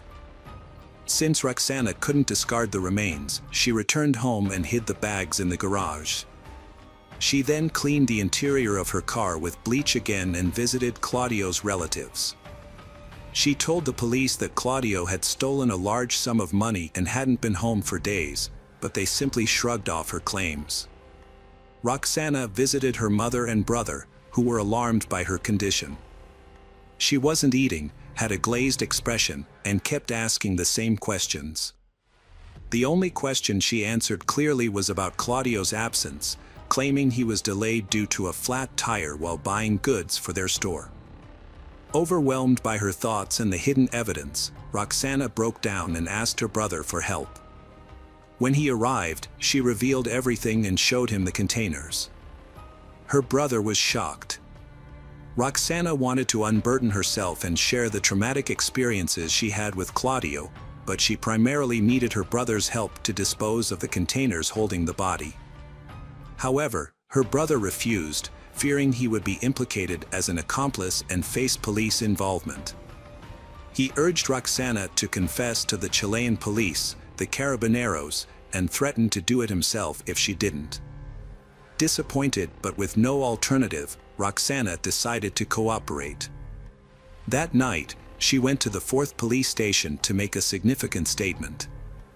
The officers, who knew her, initially assumed she was there to report her problematic husband. However, they were stunned by what she revealed. Roxana was arrested on the spot. News of her arrest spread quickly, drawing numerous journalists to the station. As the journalists waited, Roxana was eventually brought out, visibly distressed and in handcuffs. Before being escorted into a police car, she exclaimed, "I was afraid he would kill me one day." At first glance, the case seemed straightforward. Roxana had confessed, provided evidence, and surrendered voluntarily. Nevertheless, prosecutor Monica Bisos was skeptical of Roxana's easy confession and wanted a more thorough investigation. Prosecutor Bisos asked to extend Roxana's arrest to allow for further forensic examination. The goal was to determine if Claudio was still alive when his body was dismembered, which would have led to a longer sentence for Roxana. The judge agreed to a 60-day detention to continue the investigation. At the same time, Roxana's lawyer, Carolina Gutierrez, argued that Roxana committed the crime under extreme emotional distress. This could have been made worse by postpartum depression and the domestic abuse she suffered.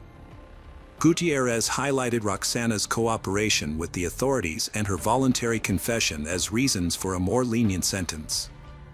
However, forensic results later showed that Claudio died from a gunshot wound to the chest, disproving the prosecution's theory that he was alive during dismemberment. As a result, the factors that would have increased Roxana's sentence were dismissed. Another lawyer, Juan Pablo Cardenas, pointed out that the gun used in the murder was registered. He also noted that Roxana first reported domestic violence to the police just 20 days after they moved in together. Psychologist Rodrigo Valenzuela conducted a medical examination and presented documents to the court showing that Roxana was severely mentally unstable when the crime occurred. This instability, linked to the loss of 2 children, meant she wasn't fully aware of her actions. Additionally, forensic results revealed that Claudio had a high blood alcohol level at the time of his death on April 17, 2015. Roxana's trial began after a year of investigations and evidence gathering. During the trial, Roxana refused to make statements due to her distress over the media portrayal. Prosecutors emphasized the severity of the crime, but couldn't prove premeditation. The defense argued that Roxana acted in self-defense against a man who had brutally mistreated her for years. The court hearing in Chile lasted several weeks, captivating the entire nation. Prosecutor Monica sought a 15-year prison term for Roxana, the accused. After considering the defense and the jury's input, the judges sentenced Roxana to 6 years in a correctional facility with a relatively lenient regime. Claudio's family, who had hoped for a life sentence or even the death penalty for Roxana, were outraged by the court's decision. They had already been upset when the prosecutor requested a 15-year sentence, which they felt was too lenient. The family attempted to downplay any history of domestic violence and claimed that Claudio, a financially independent businessman, would not have stolen $6,000 from Roxana. Additionally, they alleged that Claudio had confided in them about Roxana's threatening behavior, stating that she would often retrieve a revolver from the closet and threaten to kill him. In a press interview, Claudio's sister shifted the blame to the Chilean state, arguing that the country's judicial system is corrupt and fails to deliver justice, as evidenced by the relatively short sentence given to Roxana, which she compared to punishments for minor thefts. Giselle, Claudio's first wife, spoke out in his defense. She stated that Claudio was never violent during their many years together. In contrast, Roxana frequently started arguments due to her jealousy and possessiveness. Roxana was initially imprisoned, but after serving 2/3 of her sentence, she was transferred to a semi-open education center in Tala for good behavior. She was allowed to stay in contact with her daughter and was eventually released early. The media reignited public interest in the case, and many people were outraged by her early release. However, some individuals, despite viewing Roxana as a murderer, believed her actions were justified because they saw her as a victim. The debate surrounding this case continues to this day. This story emphasizes the severe consequences that can occur when domestic violence is not addressed promptly. Hello friends, welcome to our channel. Today we're going to take a look at another horrible case with you, the case of Jennifer Brown. Jennifer Brown was born in 1979, radiated positivity and warmth, impacting those around her. Her numerous pursuits often left friends and family wondering how she managed it all, but her true passion was being a mother. Despite having to care for Noah, her son, this has not negatively affected her life. Instead, make Jennifer stronger, especially after Noah was diagnosed with autism as a child. As she cared for Noah, Jennifer became his rock and closest friend. They spent countless hours together, sharing joyful moments and supporting each other through life's challenges. Their heartwarming bond evoked feelings of tenderness and admiration from those who knew them. The small town adored this family for their genuine kindness and cheerful nature. Tragedy struck unexpectedly on January 3, 2023, when Jennifer vanished without leaving behind any clues. On January 4, 2023, Antonio Blair Watts Richardson contacted the Limerick Township Police Department, deeply concerned about his close friend Jennifer's disappearance. Although it had been less than 24 hours since he last saw or heard from her, Antonio's anxiety was growing by the minute. Despite numerous attempts, he couldn't reach Jennifer, which was unusual since she was always responsive, especially when it came to her son Noah. Jennifer's family and friends knew her as a devoted mother and caring person, making her sudden disappearance alarming. Antonio's call to the police initiated a lengthy and mysterious investigation. A massive search effort began, involving police officers, family, and friends, all hoping to find clues about Jennifer's disappearance. The main question on everyone's mind was what could have caused Jennifer to leave her son without explanation. At 4 p.m., Officer Stephen Crawford from the Limerick Township Police Department visited the Brown family home to check on the situation. He observed Jennifer's vehicle parked near the porch. Upon entering the house, he found her keys, purse, tablet, and work cell phone still inside. However, Jennifer's personal cell phone was nowhere to be found. When police attempted to track the phone, they discovered it had been turned off at 7 a.m. on January 4th, and the signal couldn't be traced after that. The last known location of the phone was near the intersection of Lewis Road and Ridge Pike in Limerick. This discovery marked the first significant lead in the investigation and indicated that something ominous had occurred. As a result, Jennifer was officially reported missing, and the police launched an investigation. Investigators questioned Jennifer's family, friends, and neighbors, but none of them had any information about her disappearance. Her loved ones, including her Aunt Diane Brem and Jennifer's friends Tiffany Barron and Antonio, were adamant that Jennifer would never leave her son behind. As a devoted mother, she would never abandon her child. Despite efforts, no leads were found in Jennifer's disappearance. Her family appealed to the public and a reward was offered for information, but yielded nothing, leaving unanswered questions and growing anxiety. The police investigation started by examining the events of that day, focusing on Jennifer's close friend Antonio, who was the last person to see her alive. On what seemed like an ordinary January day, Jennifer and Antonio spent time in the living room discussing life, future plans, and their children. As their kids often played together, Jennifer asked Antonio to pick up her son Noah from school. Antonio agreed and headed to the school to get Noah. The next day, however, Noah's behavior at school raised concerns among his teachers. They noticed that he had missed 2 doses of his medication, which was unusual given Jennifer's diligent care for her son's condition. She always kept his teachers informed about his health and any issues that arose at school. The school staff became concerned when they couldn't reach Jennifer. Noah told them Jennifer had gone to the grocery store but hadn't returned. She would never leave her son alone at this time. Antonio also tried to contact her but was unsuccessful. Antonio reported her missing to the police. As the investigation continued, no new information about Jennifer's whereabouts emerged. Hope for her return began to fade with each passing day. It seemed she had vanished without a trace and might never be found. However, on January 18th, 2 weeks after her disappearance was reported, 2 warehouse employees in nearby Limmer Township stumbled upon something unusual. They exited the building to grab coffee and stumbled upon what seemed to be a freshly dug hole. Upon closer inspection, they were shocked to find a woman's body buried in a shallow grave.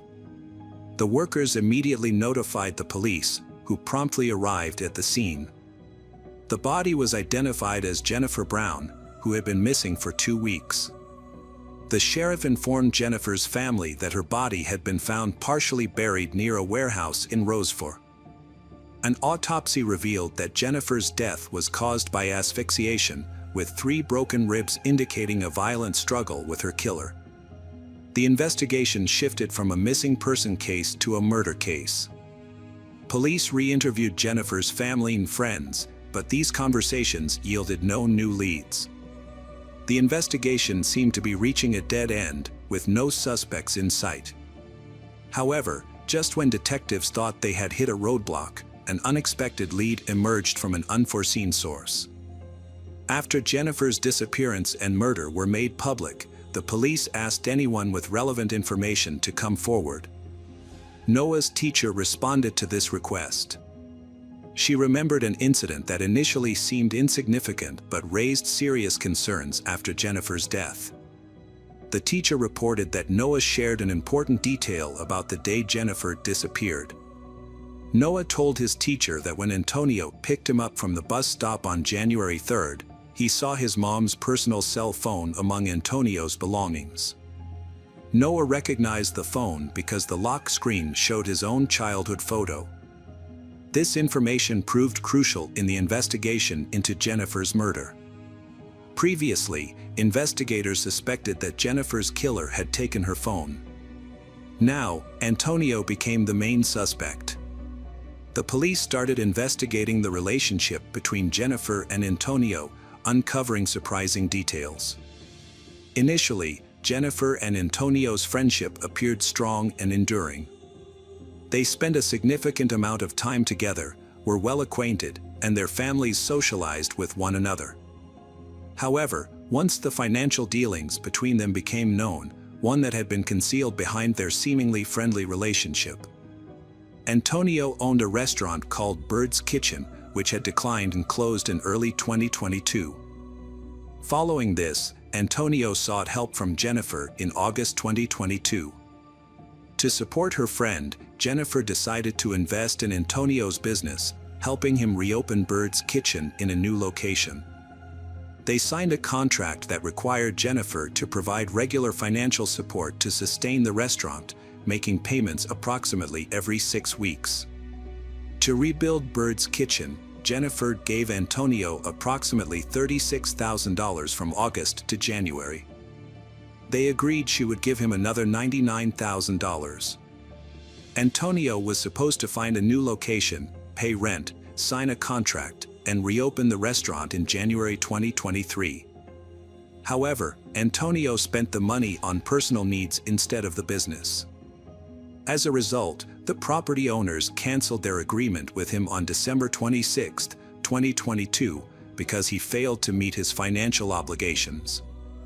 This left Antonio in a difficult situation, losing both money and the opportunity to open the restaurant. The police suspected Antonio of committing a crime to save his business due to his desperate situation. Upon investigating Jennifer's iPad, they found 2 unauthorized transfers of $177,000 to Bird's Kitchen on January 3rd. These transfers were not part of the agreement between Jennifer and Antonio, and they initially failed due to two-factor authentication, which was later disabled. This evidence increasingly implicated Antonio in her murder. Police interviewed the owners of the property where Antonio lived, who had recently terminated his lease. Surprisingly, on January 4th, the same day Antonio reported Jennifer missing, he had met with them, claiming he had the money to sign a new lease. This led investigators to believe that Antonio was likely the killer, but they knew he would not confess easily. They needed concrete evidence to prove his guilt. To gather more information, investigators spoke with Antonio's wife, Tiara Taylor. They asked her about Antonio's whereabouts on the day Jennifer went missing. Tiara told them that Antonio had visited the Brown family at around 1 p.m. on January 3rd and didn't return home until 4:30 a.m. the next morning, when he picked up Noah from the bus stop.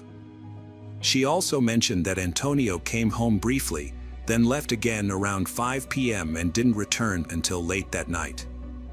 This timeline became a crucial focus point for further investigation. Further investigation found that Antonio spent the night with his mistress, Tatiana Garrett, and didn't meet her until 8 p.m. This left a 3-hour gap with no alibi.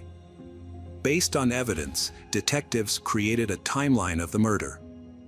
According to them, Antonio went to Jennifer's house on January 3rd around 1 p.m. and allegedly killed her while Noah was at school. Antonio then transferred funds from Jennifer's iPad to his account and left to pick up Noah from the bus stop around 4 p.m. Later, he returned to Jennifer's house, dropped off Noah, and went back to dispose of the body. He buried it in a shallow grave in a field near Roseford. Afterwards, he went to Tatiana's house and spent the night. Everything seemed carefully planned, but one mistake led the police to Antonio. The mistake was letting Noah see his mother's cell phone. The police had enough evidence to convict him but investigated further to confirm his guilt. This involved film experts and a trained dog that could detect cadaveric odors indoors. First, the dog was taken to Jennifer's home to familiarize itself with her scent. This was the same location where the crime had occurred, in her kitchen. The police then led the dog to Antonio's car, where it immediately picked up the same scent. This final piece of evidence solidified the detective's suspicions of Antonio's involvement in the murder. After months of investigation, Antonio was arrested on February 8 and charged with first-degree murder, third-degree murder, and theft. He is currently being held at the Montgomery County Correctional Facility without bail, awaiting a preliminary hearing where he will face the law for his alleged crimes. Jennifer's loved ones were devastated by her death, especially since the killer was someone they trusted. Now that the killer has been brought to justice, the case was finally closed.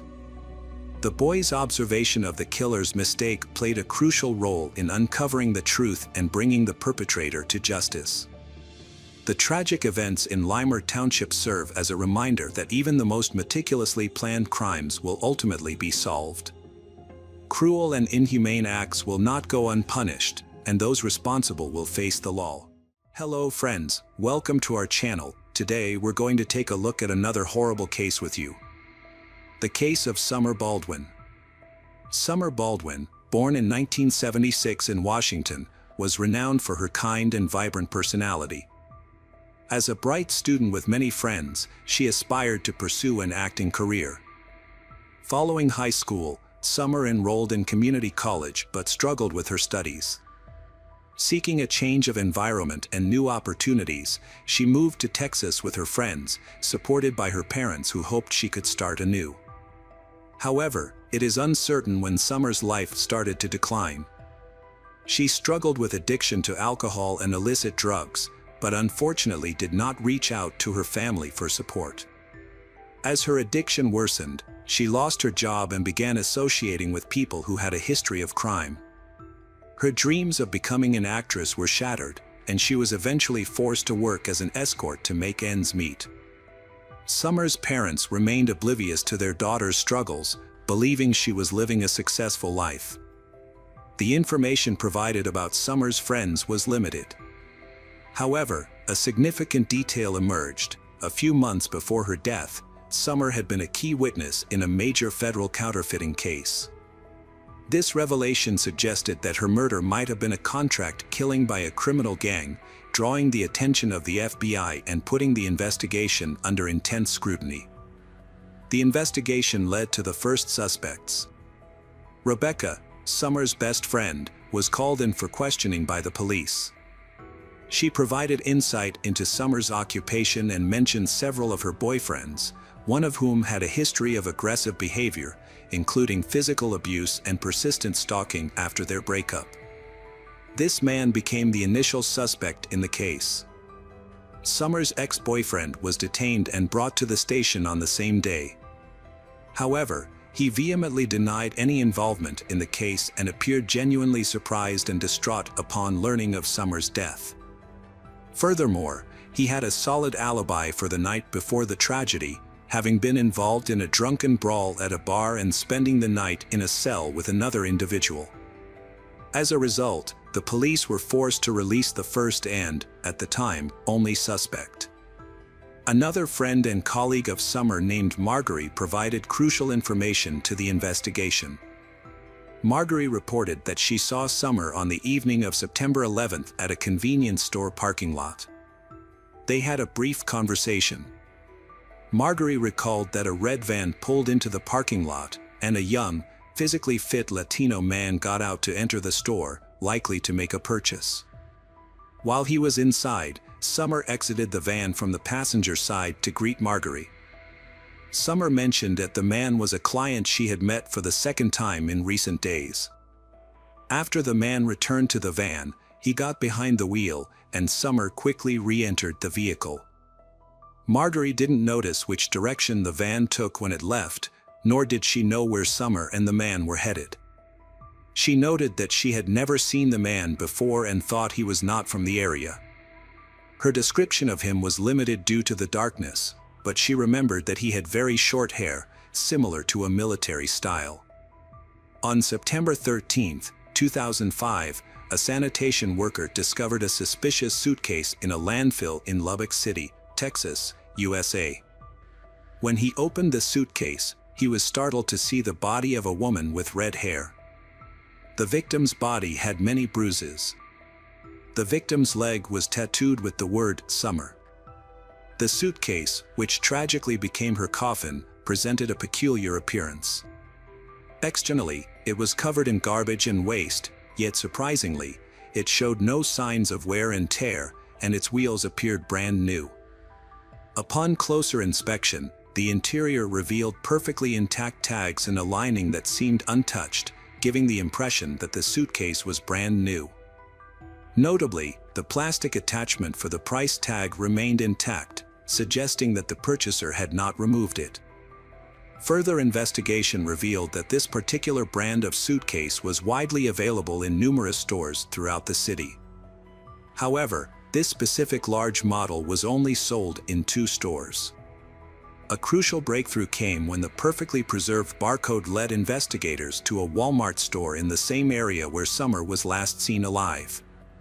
Records showed that 2 identical suitcases were purchased on the day preceding the gruesome discovery, one in the afternoon and the other around 2 a.m., a timing that raised suspicions due to its unusual nature.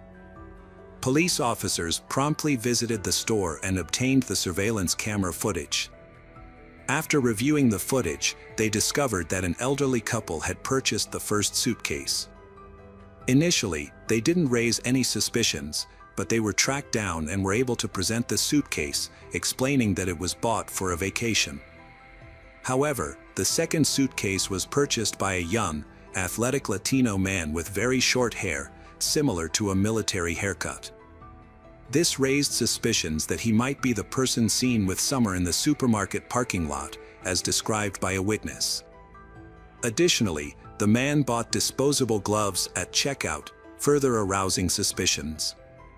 The store's external surveillance cameras provided more information, showing the man leaving the store with the suitcase and loading it into a red van. With too many coincidences, the police believed they had identified the suspect and now needed to confirm his identity, locate him, and bring him in for questioning. The man took extreme precautions to avoid detection, using cash instead of a credit card to prevent leaving a digital trail. However, he overlooked the parking lot surveillance cameras, which clearly captured his vehicle's license plate number. The police quickly tracked the vehicle to a rental car company and identified the renter as Rosendo Rodriguez, a reservist in the U.S. Marine Corps. Rosendo had a clean record and was in town for a brief training stint with his unit. Initially, it was difficult for the police to locate Rosendo, as he wasn't staying at the same hotel as his unit. But with his personal details in hand, the police discovered that he had withdrawn a large sum of cash from an ATM at a different hotel, likely the money used to purchase the suitcase and gloves. Further investigation revealed that Rosendo had checked into this hotel under the name Thomas Rosendo, matching his physical description, on September 11th. It appeared that Rosendo had used an alias for unknown reasons. The investigation got a lucky break. Although Rosendo had already checked out of his hotel room, it hadn't been cleaned yet, and it contained crucial evidence. The carpet, bed, and walls had brown stains and splatters that looked like dried blood. A tag from a new suitcase was found near the bed. The trash had used contraceptives and disposable gloves in it.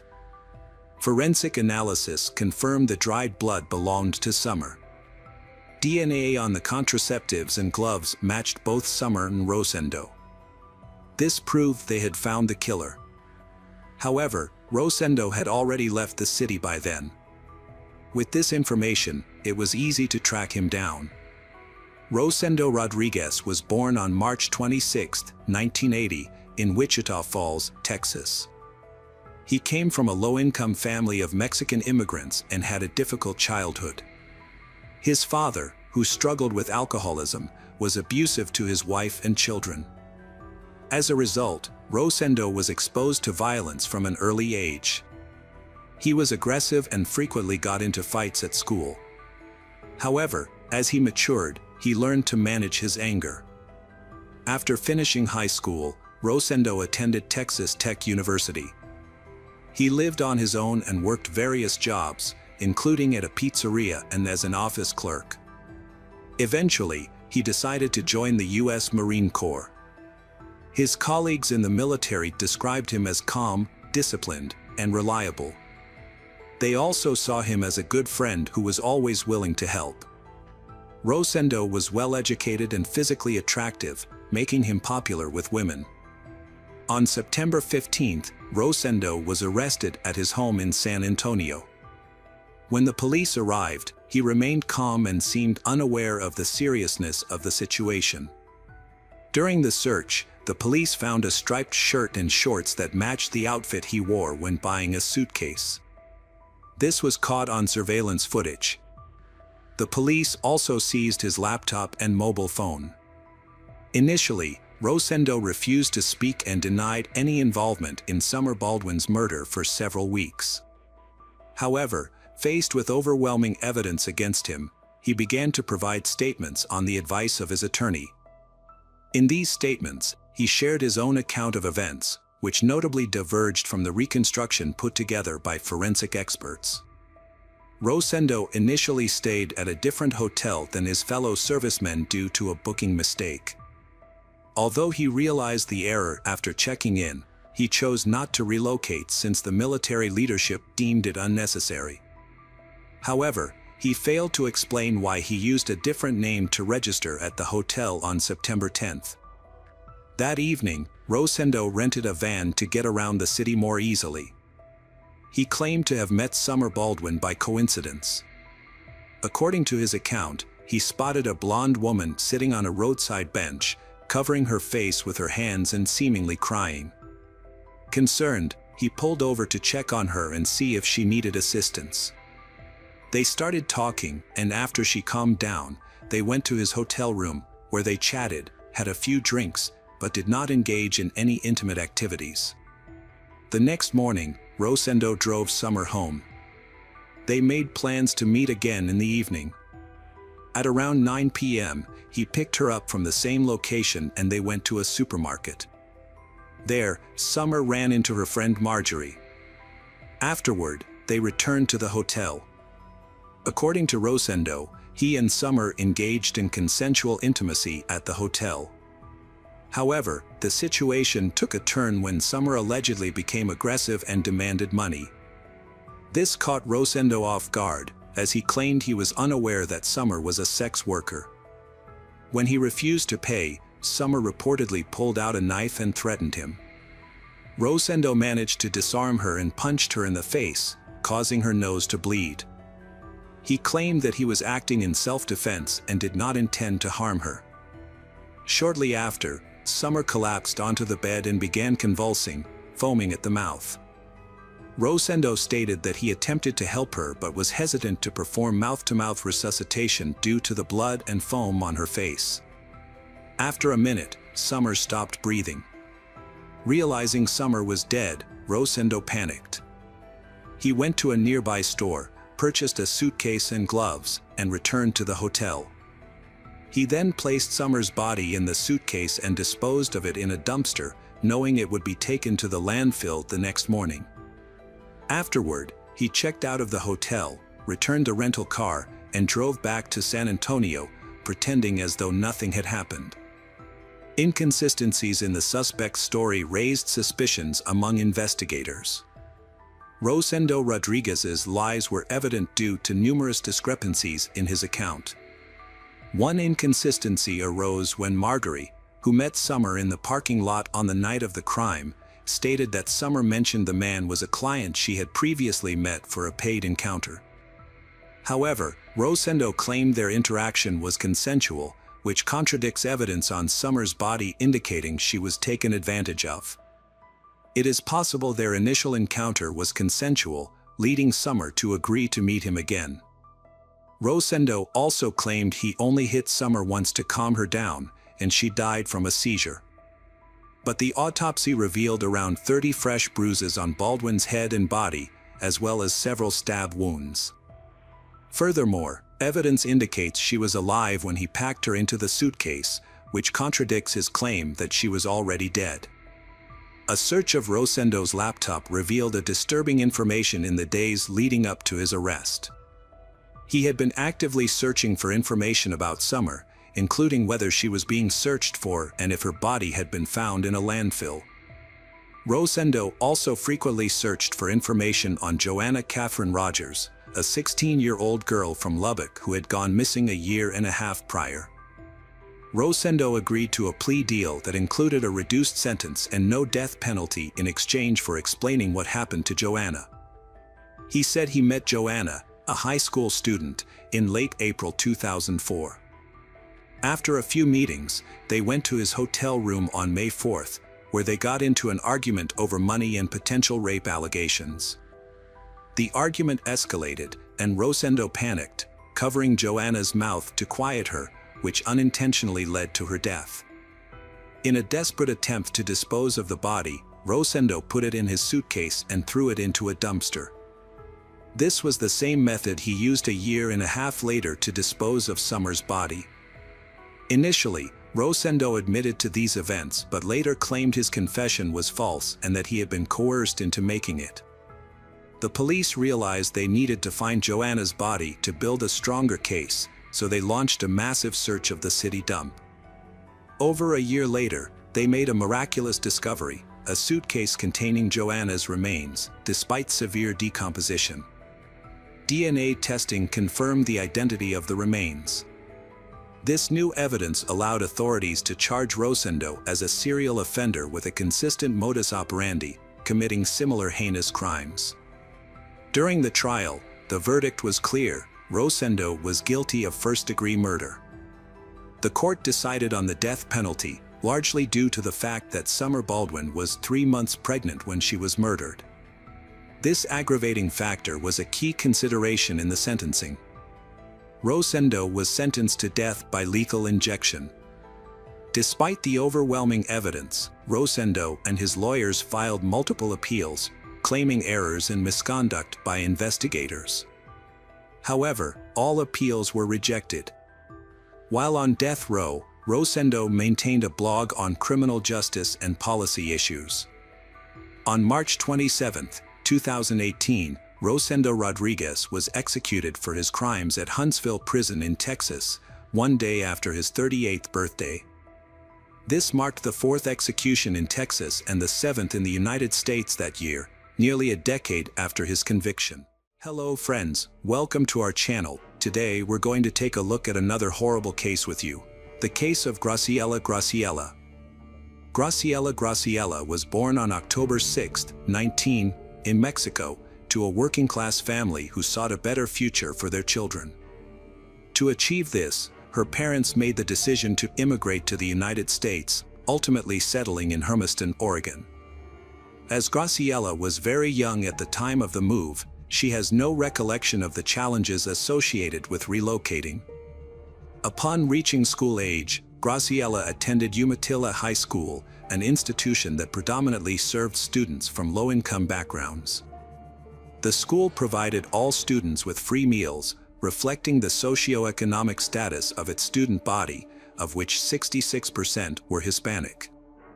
It was here that Graciela's sociable nature and innate charm enabled her to effortlessly form friendships among her peers. After graduating, she proceeded to enroll in the business department at Blue Mountain College. From a young age, Graciela had always dreamed of becoming a hairstylist and owning her own beauty salon. With determination and hard work, she believed she could make her dreams a reality. By February 2006, she had achieved her goal and became the owner of Cuz Beauty Salon. Graciela's talent and charisma quickly made her a well-known figure in society. As the salon's owner, she always presented herself well, which added to the salon's positive image. Her passion for her job and understanding of the latest beauty trends ensured a steady stream of clients. Over time, some of these clients became close friends, who were always welcome at her home. Graciela was highly respected in the town, not only for her professional success but also for her interesting and happy personal life.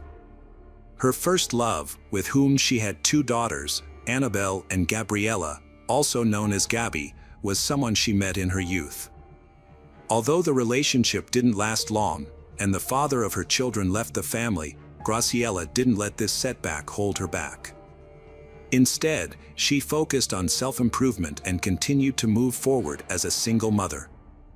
Graciela later earned a degree in cosmetology. She then met a kind-hearted man of Mexican descent named Romero Sanchez, and they got married. Her children from a previous relationship reported that she never regretted this decision. Her husband was caring not only to her but also to her children, treating them as his own. The family later welcomed 2 more children, Arthur and Jacob. Although he had biological sons, Graciela's husband still affectionately referred to Annabelle and Gabriela as his girls. Gabby considered her stepfather to be her real father, as he consistently supported, protected, and cared for them. The couple prioritized keeping their family united and happy, raising 4 children together. This did not deter Graciela from pursuing her passion. Instead, she would often take her children with her to professional meetings. The family developed a lovely tradition of traveling together, exploring new cities, local attractions, and cultural features. They also prioritized staying connected to their roots, frequently visiting Mexico and enjoying quality time together. Everyone made a genuine effort to make each other happy. However, after 17 years of marriage, the couple decided to separate. Graciela and her ex-husband chose not to burden each other with their dwindling feelings, opting to preserve the respectful relationship they had built over the years. Even after the divorce, they maintained a warm and strong connection. The father remained involved in the children's lives, regularly seeing them and sharing custody of their youngest son with Graciela. The other children were grown and lived on their own, but they remained close to their parents. They would get together to celebrate holidays and often sought each other's advice. Graciela handled her divorce well, remaining optimistic and confident, thanks in part to her ex-husband's kind and understanding behavior during this challenging time. On November 9, 2019, Romero made an unexpected visit to Annabelle, Graciela's eldest daughter. Annabelle was surprised to see her mother's new husband show up unexpectedly. Romero told Annabelle that Graciela had disappeared. According to Romero, he and Graciela had met with Jacob the previous night. Afterward, Romero returned home and went to bed beside Graciela, who was already asleep. However, when he woke up in the morning, Graciela was gone. He searched the house but couldn't find her. Romero tried to contact Graciela by calling and texting her, but she didn't respond. He went to Annabelle's place hoping she might have some information about Graciela's disappearance. Annabelle, however, had no idea where her mother was. She was shocked not only by the news of her mother's disappearance but also by Romero's reaction. He was in tears and seemed genuinely upset. Annabelle found this odd because Romero had never shown any strong emotions around them before, only indifference. Romero mentioned that Graciela had been acting strangely and might have found someone else. He admitted she might have needed a break from their relationship and wasn't sure if she was truly happy with him. However, Annabelle found his words insincere and his tears overly dramatic.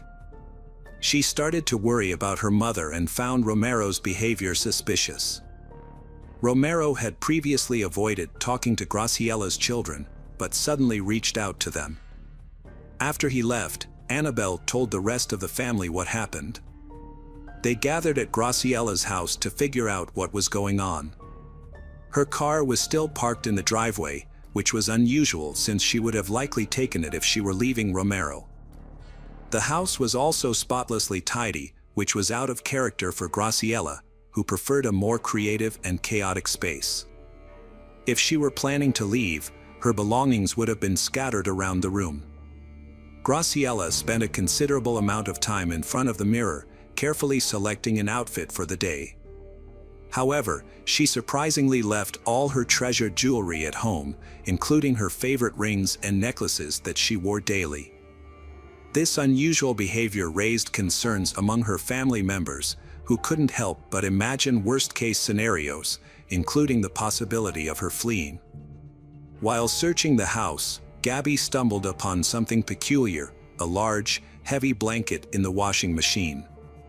This was unusual because their mother, Graciela, always emphasized the importance of not overloading appliances. It was likely that Romero, who normally didn't participate in household chores, had washed the blanket. This sparked suspicion that he might be trying to conceal something. It was later discovered that along with Graciela, several important items had gone missing from the house, including her passport, driver's license, and mobile phone. On November 11th, Annabelle went to the police station to report her mother, Graciela, missing.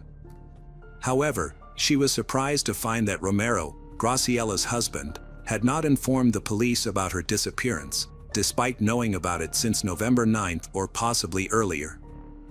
As a result, Annabelle became the first person to file a missing person report for her mother. Romero's distant personality had been a concern for Graciela's family since they met him. Graciela had met Romero at her beauty salon, where he was a client, after her divorce. Their initial friendship eventually developed into a romantic relationship. However, when Graciela introduced Romero to her family, they noticed his aloof and cold demeanor. Annabelle and her sister, Gabby, tried several times to connect with Romero, but he did not reciprocate, leaving Graciela's children puzzled by his behavior. They initially attributed it to individual personality differences, especially compared to their mother's previous relationships. They were eager to understand their mother's partner and what motivated him. At times, he seemed strange and aloof to them, and they struggled to comprehend how someone as lively and joyful as their mother could be drawn to someone so serious and reserved. Despite their reservations, they respected her decision. When their mother shared the news of her upcoming wedding, everyone rallied around her, particularly the girls, who wanted to see her happy and loved. On the wedding day, guests couldn't help but notice Romero's haughty demeanor and restraint. Some even perceived him as excessively possessive, as he dominated the bride's attention. When Graciela's young children came to congratulate the newlyweds, Romero responded with disdain rather than warmth and affection, making it clear that he didn't want to share his wife's attention with anyone, not even her own family. After that, Graciela's relatives struggled to hide their genuine opinions about Romero. Annabelle even went so far as to say she didn't consider him a stepfather, let alone a father figure.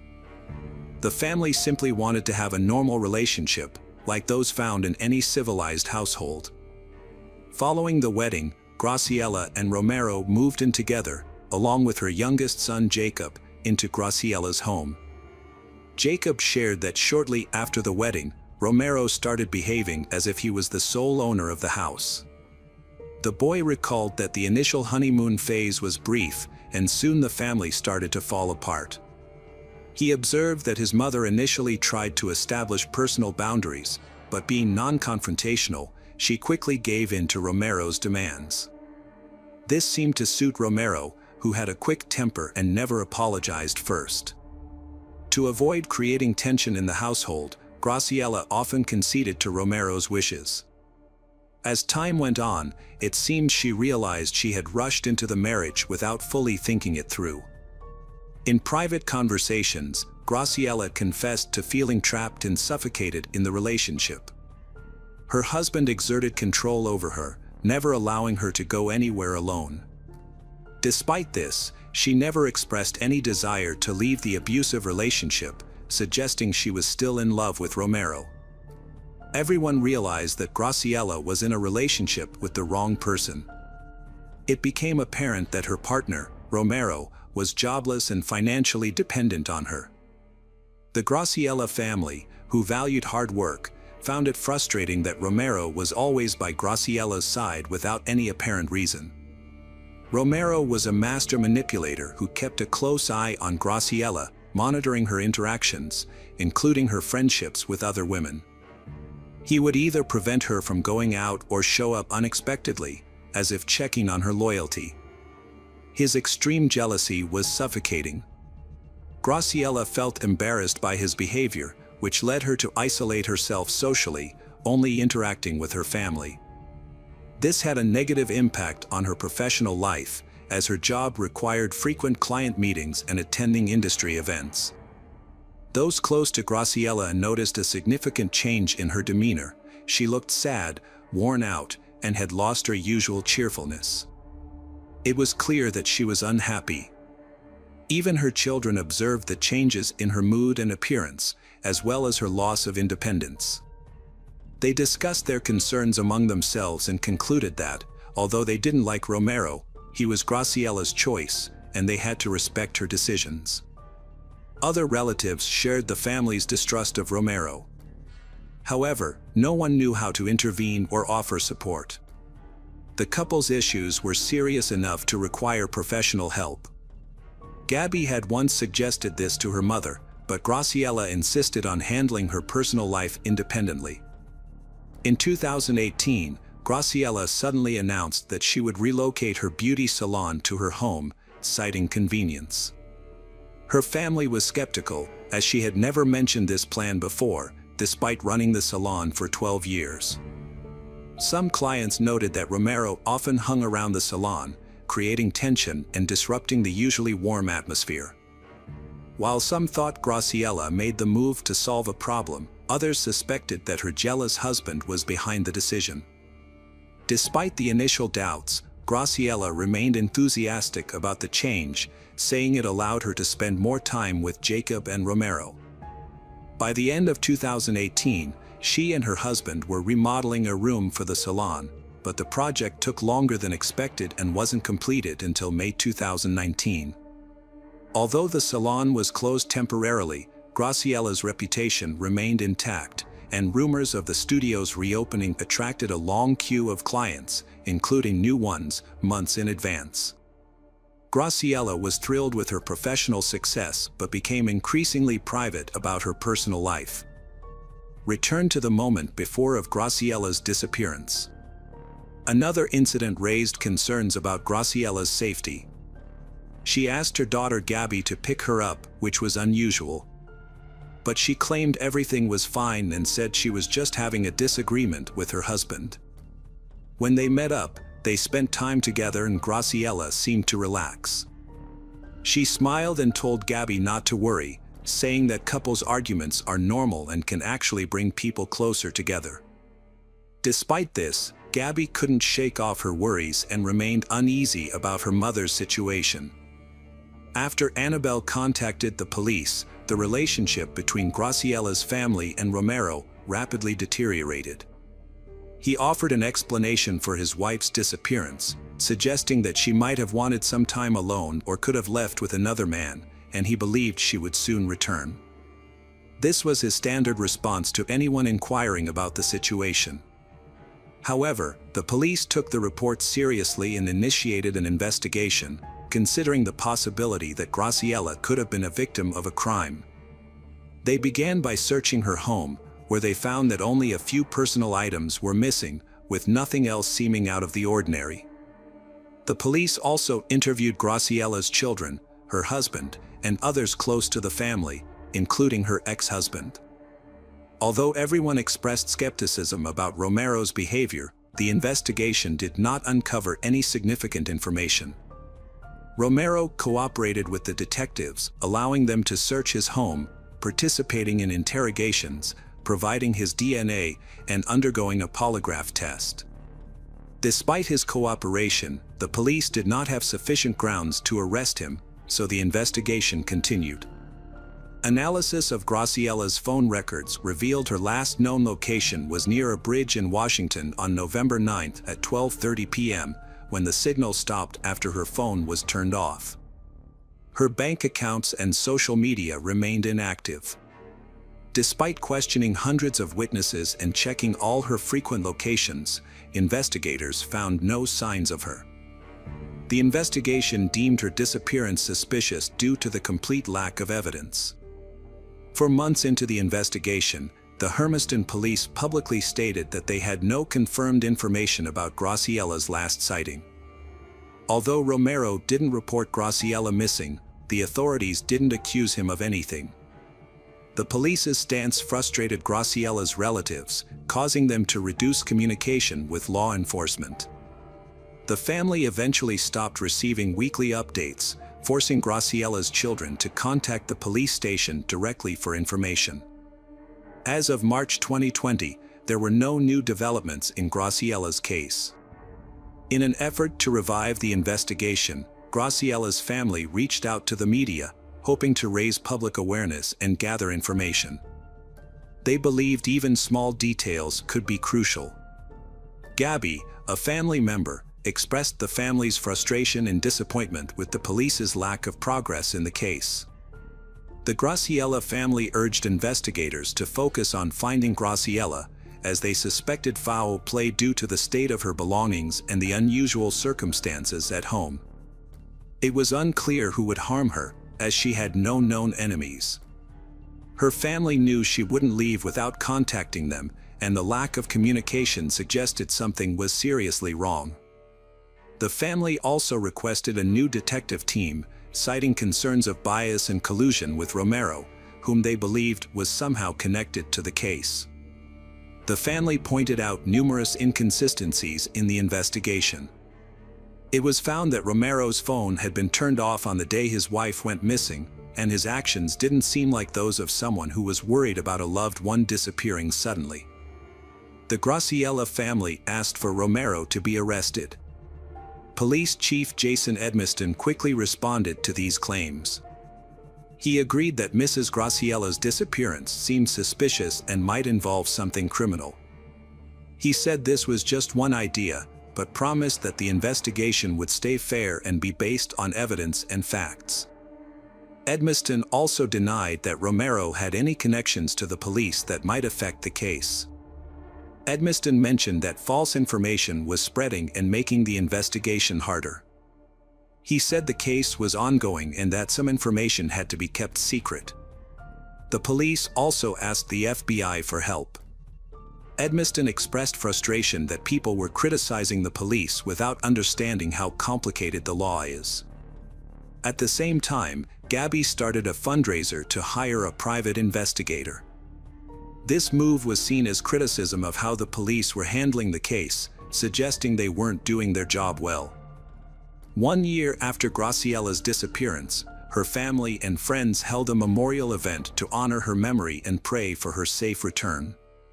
They lit candles and posted signs outside the police station, urging authorities to continue searching for her. In September 2023, a significant development in the case occurred when Romero Sanchez, Graciella's husband, was severely injured in an attack. There was speculation that Mason Graciella, Graciella's brother, was involved in the incident, but details and any potential consequences for Mason were not disclosed. It appeared that Graciella's family had become frustrated with the police's lack of progress in investigating Romero, leading to a potentially frightening outcome. Graciella's disappearance remains an unsolved mystery, leaving her family in unbearable uncertainty that's taking a devastating toll on their health. Her children are left with only prayers, hoping for clarity and justice, unsure if she's alive. Hello friends, welcome to our channel. Today we're going to take a look at another horrible case with you, the case of Kimberly Antonakis. Kimberly Antonakis was born in 1974 in New York, USA. She was the only child in the family. Despite the fact that she grew up in love and affluence, she was not pampered. Her parents came from simple families. Nevertheless, her father Thomas managed to achieve considerable heights. He created his own company, which was engaged in computers, earned funds. The man was happy to spend on his favorite daughter and her desires. When Kimberly was a little girl, her parents divorced. The child was left to live with her mother. However, this did not weaken the connection between the little girl and her father.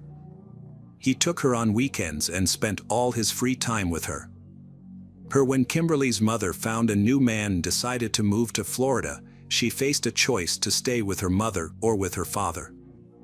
Since she didn't want to move, the young lady decided to live with her father. Kimberly was very close to her father and enjoyed living with him.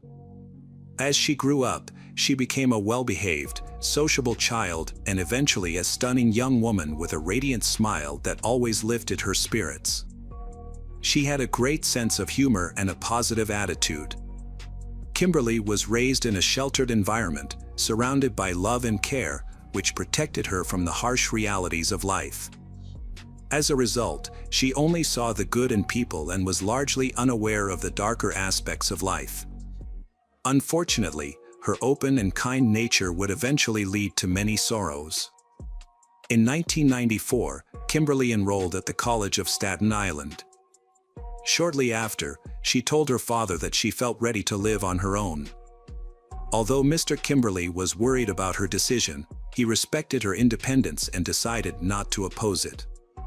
He promised himself that he would do his best to ensure her safety and well-being in her new living arrangements. Kimberly bought a nice apartment for his daughter, located in a wealthy area of the city, and installed an alarm system to ensure her safety. He also purchased a parking space in the garage across the street so she wouldn't have to park far away. To stay in touch, he provided her with a cell phone and a pager. Kimberly did everything in his power to ensure his daughter's well-being. His concerns for her safety were well-founded, given his wealth and her limited life experience. Kimberly was a diligent student who also worked part-time as an accountant at a reputable firm. She had declined her father's offer to join the family business, opting instead to forge her own path. Kimberly led a typical student life, attending parties and socializing with friends. She declined her father's offers to return home, wanting to maintain independence. This led to an unexpected situation when she let friend Liz Pace and her family stay while their apartment was being renovated in early 1995. Kimberly, with a kind heart, invited young people to her lodging. They spent days having fun together. One day, Kimberly and a friend attended a party, getting ready and dressing up. After a fun night of dancing, Kimberly drove them home but didn't go up, citing unfinished business. They hugged goodbye, unaware they'd never see each other again. After visiting the police, Mr. Kimberly's father, went to the parking lot next to her house, only to find that her car was missing from the garage. As he looked around, he spotted a shiny object on the floor near the wall, a small gold earring. He recalled giving his daughter similar earrings and, just in case, picked it up. However, Kimberly was nowhere to be found in the apartment. Instead, he met her guests, including a friend, her boyfriend Joshua Torres, and their 2-year-old child. Although Kimberly was aware of Kimberly's decision, he didn't agree with it. The tenants were worried about the hostess's absence and Joshua offered to help find her. He said he was looking for Kimberly and would assist later. Kimberly returned to the police station, explaining that his daughter had been in an accident, but the officers remained unconvinced. Kimberly decided to speak with Liz Pace, the last person to see Kimberly, and showed her the jewelry he had found. Liz Pace confirmed that she had seen Kimberly wearing those earrings on the night she disappeared. Kimberly then visited the places his daughter frequently went to, talking to many people, but didn't gather any significant information. Joshua suggested searching not only for Kimberly but also for her distinctive car. Kimberly went to the police station for the 3rd time, insisting that he wouldn't leave until they began a search. A detective eventually responded to his appeal, agreeing to take on the investigation despite the usual protocol. To better understand the events surrounding Kimberly Antonakis' disappearance, investigators started by reconstructing her activities on February 28. Kimberly began the day by attending college, followed by a few hours of work.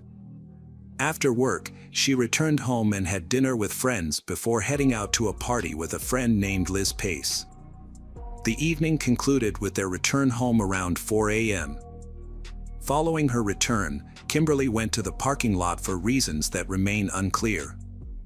Both her apartment and garage were thoroughly searched, but no signs of struggle or foreign fingerprints were found.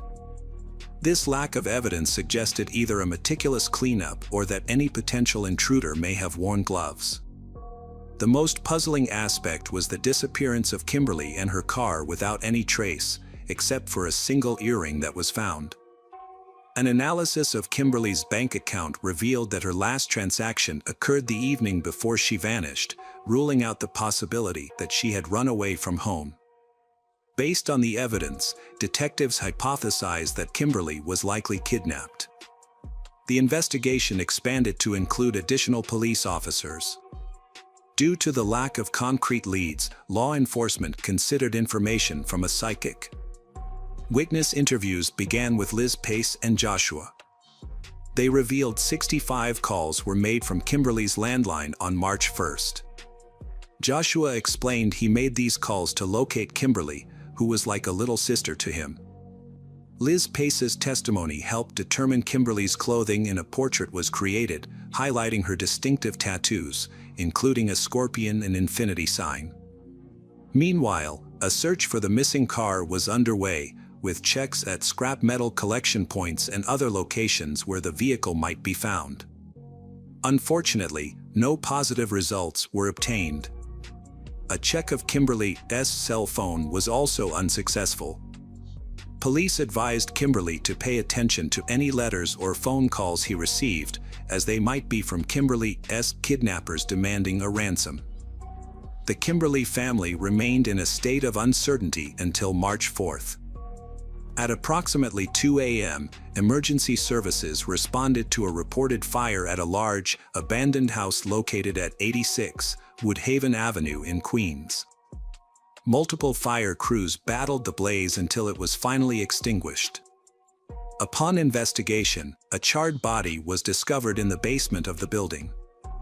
Further analysis by forensic experts revealed the deceased was a woman between 20 to 25 years old, with remnants of long, black hair still intact.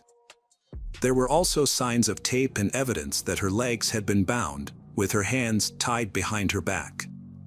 The most disturbing aspect, however, was that she was alive at the time of the fire, as indicated by the presence of smoke in her lungs. Detectives initially suspected that the body might belong to Kimberly, a missing person. To confirm the identity, dental records were required. Meanwhile, an inspection of the ashes and the air revealed the scent of gasoline, strongly suggesting that the fire had been intentionally set to destroy evidence of a serious crime.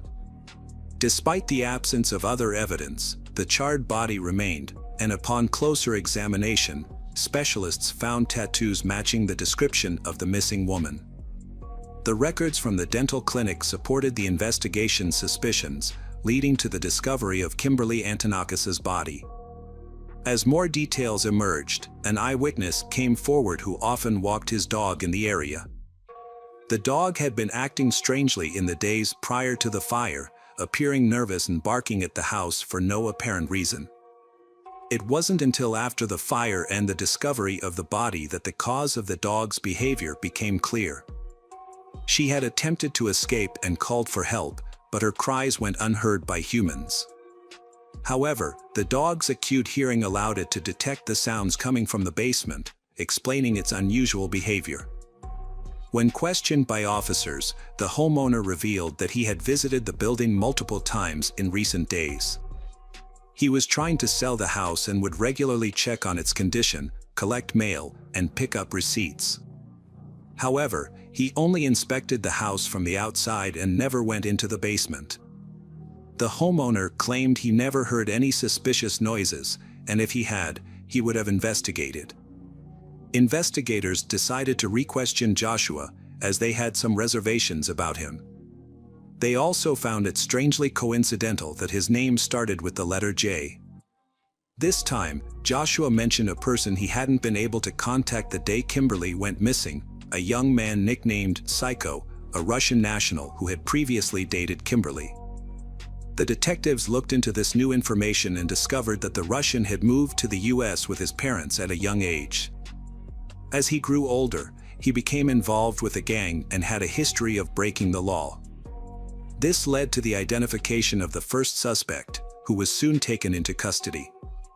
During interrogation, Psycho was informed of his former lover's death, but his reaction shocked the detectives. The young man not only denied involvement in the crime, but he also showed genuine emotional distress. Investigators took him to the crime scene to observe his behavior, and it became clear to everyone that they had the wrong person in custody. Later, his alibi was confirmed, leaving the investigation at a standstill once again. The victim's family sought the psychic's help again. This time, she claimed to have seen 4 people involved in the crime. According to her, the kidnappers had initially intended to establish communication but failed. The kidnapping didn't seem to have been planned with a tragic outcome. The psychic concluded that new information would emerge soon. A couple of days later, Mr. Kimberly, hoping to gather some leads, announced a $10,000 reward for information that could help catch the perpetrator. Mr. Kimberly couldn't shake off the psychic's words. He pondered the psychic's statement about the kidnappers wanting to make contact. What could that mean, and what had prevented them from doing so? Upon returning home, he sat at the table and stared at his phone for a while. He suddenly recalled a minor detail from the day Kimberly went missing. He had listened to all the answering machine recordings as he had been expecting his girl to contact him. However, there were no messages, except for 2 blank ones with complete silence. He initially thought it was a technical issue or a problem with the connection.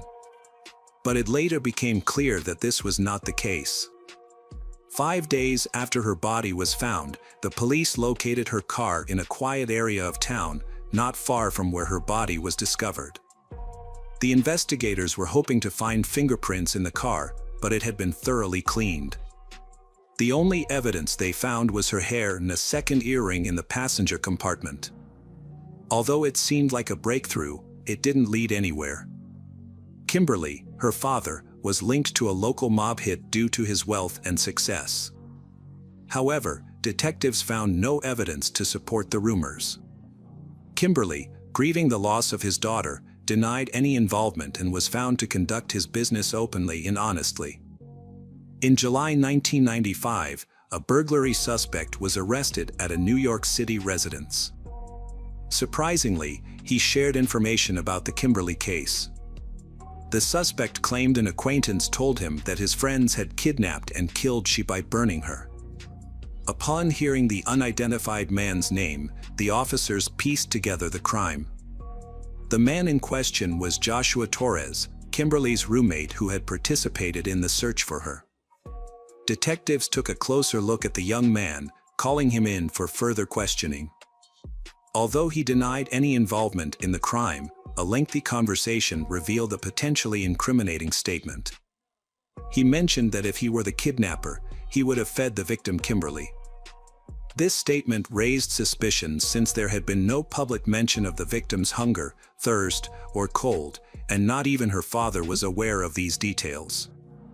To strengthen their case, investigators examined the suspect's past, finding a criminal record and a pattern of obsessive behavior. He was jobless and financially dependent on his roommate, caring for her child, which gave him unmonitored time to plan the crime.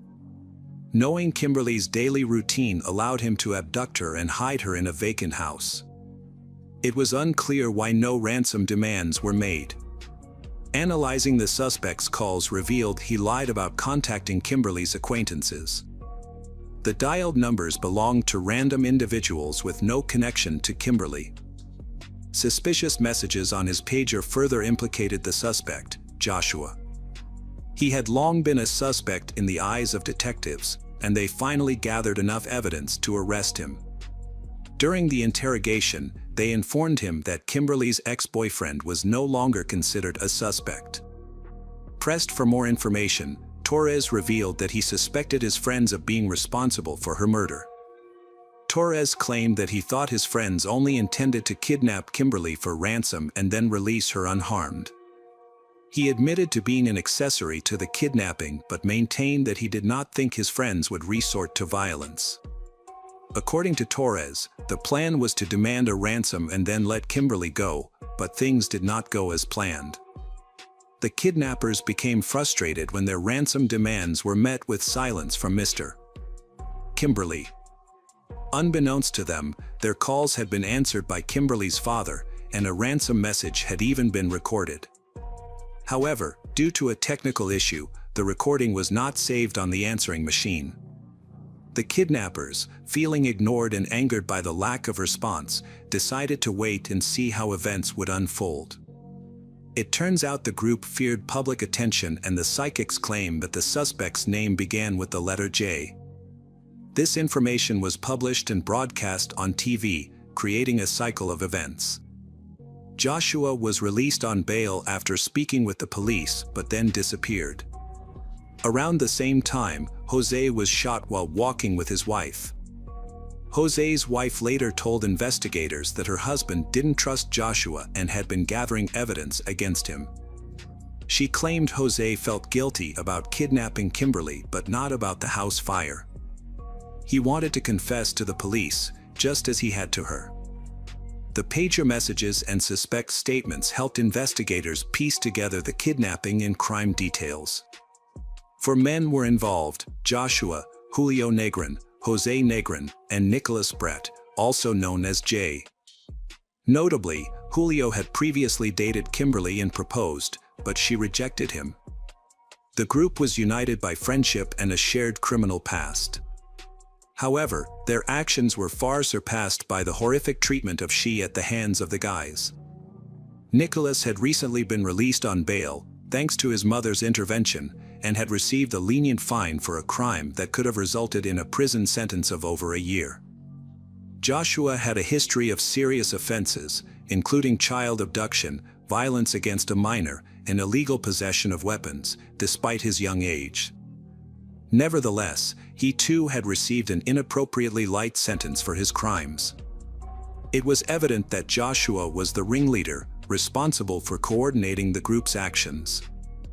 After Kimberly left the party, the men seized her in the parking lot, having apparently been stalking her and waiting for the ideal moment to strike when she was alone. A gun was used to intimidate Kimberly. When she resisted, the perpetrators tied her hands and covered her mouth, eyes, and ears with duct tape. They then put her in the trunk of a car and drove her to an abandoned house, where she was taken to the basement and tied to a chair. To prevent her from making noise, they removed her shoes. The kidnappers told Kimberly that her father owed them money and that she would be released once he paid the debt. Julio was tasked with caring for Kimberly, bringing her food and water twice a day, and keeping her warm. However, fearing the consequences, Julio abandoned the house, leaving Kimberly without food, water, or warmth for 3 days. Once Julio left, the kidnappers informed Joshua, who made an audio recording demanding a ransom of $775,000. Then, the kidnapper called Kimberly's father, leaving 2 empty messages. The kidnappers waited for a response, genuinely confused as to why Kimberly's father didn't contact them. Meanwhile, Kimberly, left unattended, suffered from dehydration, passing out multiple times, yet continued to fight for her life. The kidnappers grew angry and fearful of being caught due to the lack of ransom payment, so they decided to release Kimberly. Upon entering the basement, they found her unconscious and assumed she was dead. To eliminate evidence in the hostage, they planned to get rid of her. During the investigation, officers learned from Liz Pace that Joshua used his roommate as an alibi, directing his accomplices while staying at home with his child. Liz Pace initially claimed she was unaware of Joshua's involvement in Kimberly's kidnapping. However, at the trial, she testified against him. She stated that after being interrogated, Joshua approached her and confessed to all his crimes. However, he then turned violent, physically assaulting her, silencing her, and issuing death threats before fleeing. Some time later, Joshua was apprehended by law enforcement. In an effort to further the investigation, the authorities decided to bring the former friends together, informing them that Joshua had denied any involvement in the massacre. Upon learning of Joshua's denial, Julio chose to cooperate with the investigation, revealing crucial information. This cooperation played a pivotal role in securing Torres' conviction for Kimberly's murder.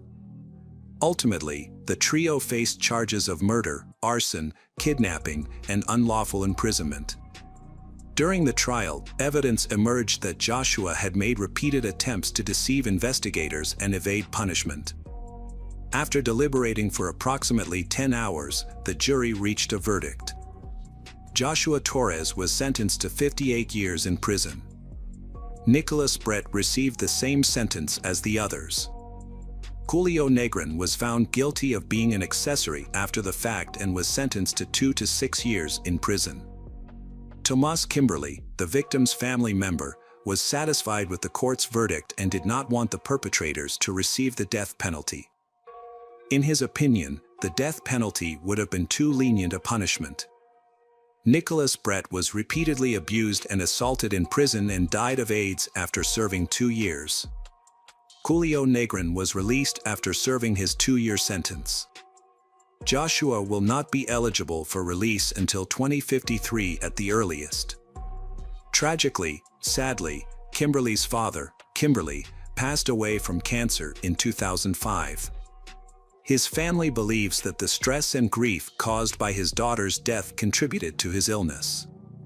The life of Kimberly Antonakis, a beautiful young girl, was cut short in a shocking and devastating manner.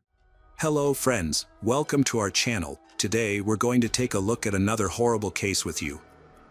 The case of Susan Wright. Susan Lucille Wright was born on April 24, 1976, in Houston, Texas, to parents Velma Sue and Jimmy Lawrence Wright. She was the eldest of 2 children and had a biological sister named Cindy.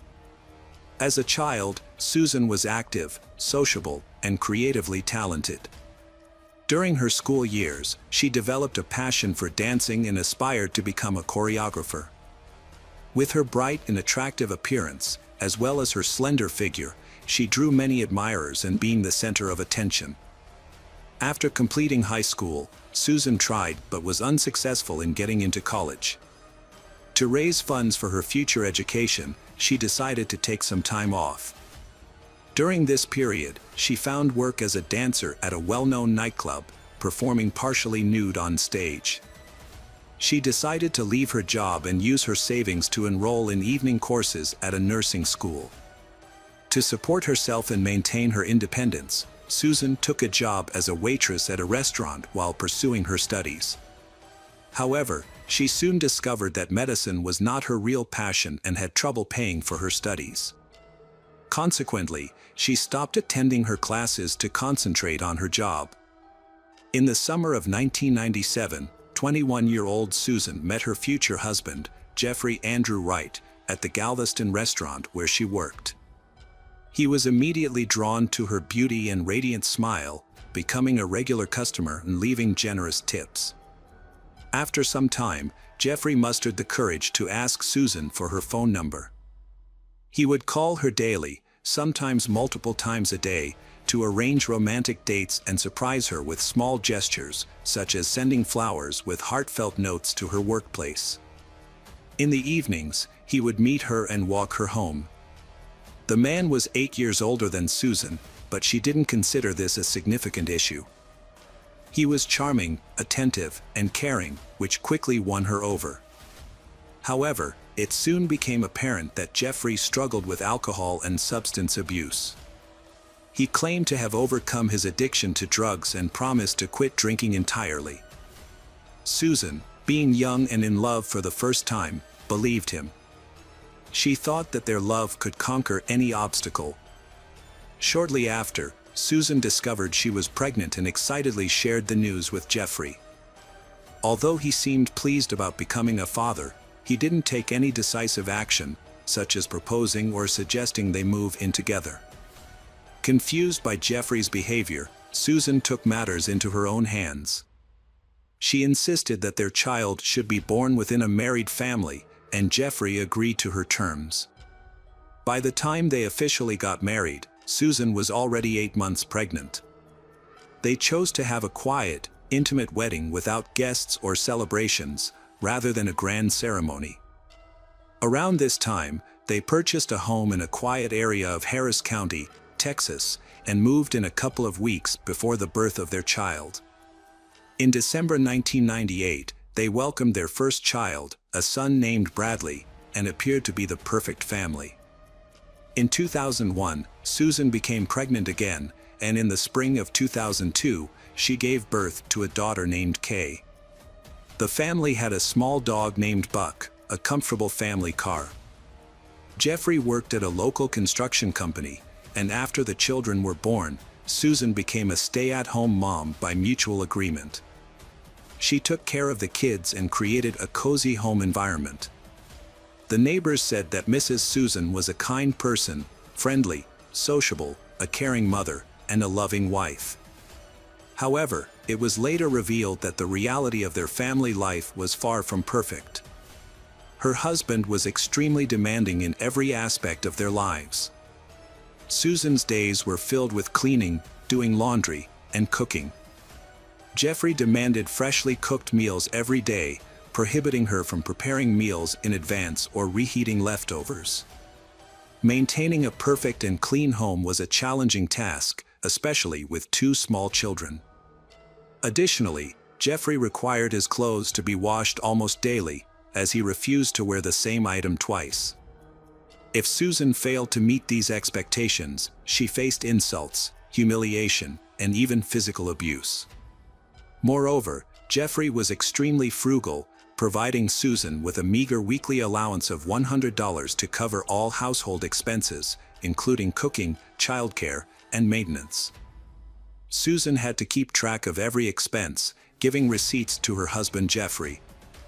However, Jeffrey's behavior was a bigger issue. Despite promising to quit drinking, he continued and started using drugs, downplaying it as light doping for work stress. The substances made him aggressive, causing him to harm Susan and their son. Jeffrey denied his behavior was a problem, claiming Susan knew about his substance use before marriage. His parents sympathized with Susan but felt powerless to intervene. After moving in together, Jeffrey's behavior became increasingly aggressive, leading to physical, emotional, and intimate abuse. He initially apologized, but the violence became regular. Jeffrey would often go to the gym 3 times a week to practice boxing as a stress relief measure. He looked forward to sharing this activity with his son when the boy was older.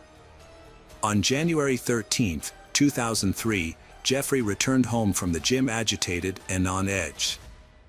As Susan prepared dinner, he attempted to teach their 5-year-old son some boxing moves but lost control and struck the child, causing the boy to burst into tears. Susan pretended not to notice the incident, but it was the last straw for her. Following dinner, she put the kids to bed. Meanwhile, Jeffrey stayed in the bedroom, where he continued to take drugs. There are different accounts of what happened next. According to Susan, when she went into the room, Jeffrey assaulted her, attempted to rape her, and tried to stab her with a knife. She claimed she fought back in self-defense after managing to take the knife from him. The events that followed are unclear, with different accounts of what happened. According to Susan, when she entered the bedroom, Jeffrey tried to attack her, sexually assault her, and kill her with a knife. However, she claims she managed to grab the knife and defended herself, leading to a fight. Her story changed multiple times, but the version told in court, based on the investigation, was considered more believable. Susan decided to use her dance skills to distract her husband and lower his guard. Wearing a short silk robe over her bare body, she put on a seductive show for Jeffrey. She then suggested a role-playing game that involved tying him up, which he agreed to. Using 3 of Jeffrey's neckties, she bound his hands and one leg to the bed.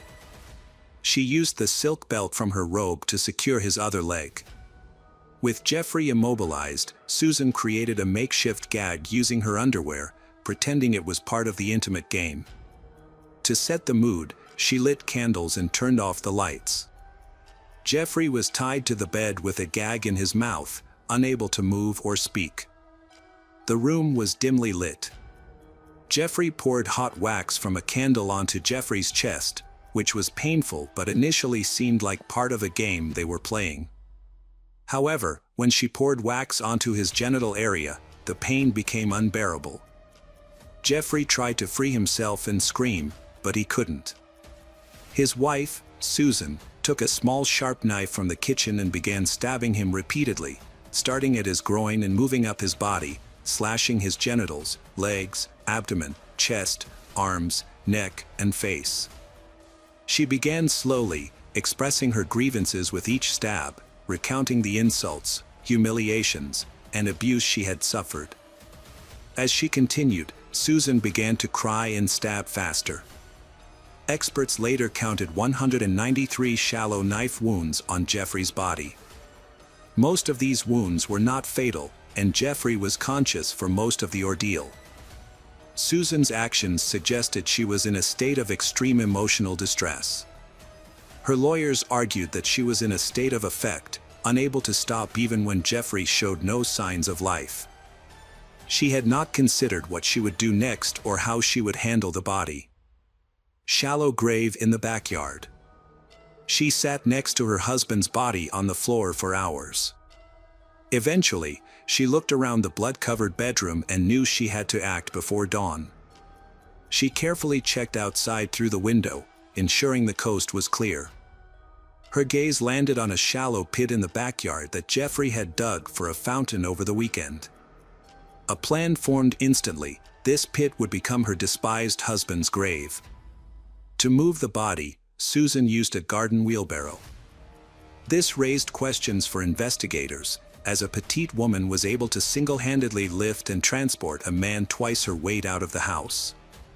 Suspicions of an accomplice arose but were never confirmed.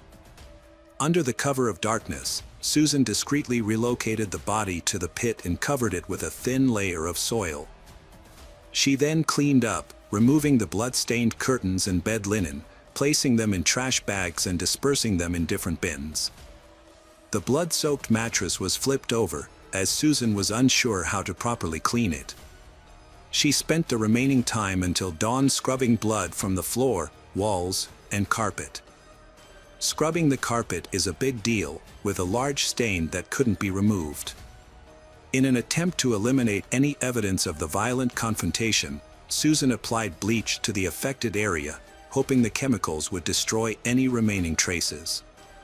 Susan made a distressing call to her husband's parents in Austin, Texas.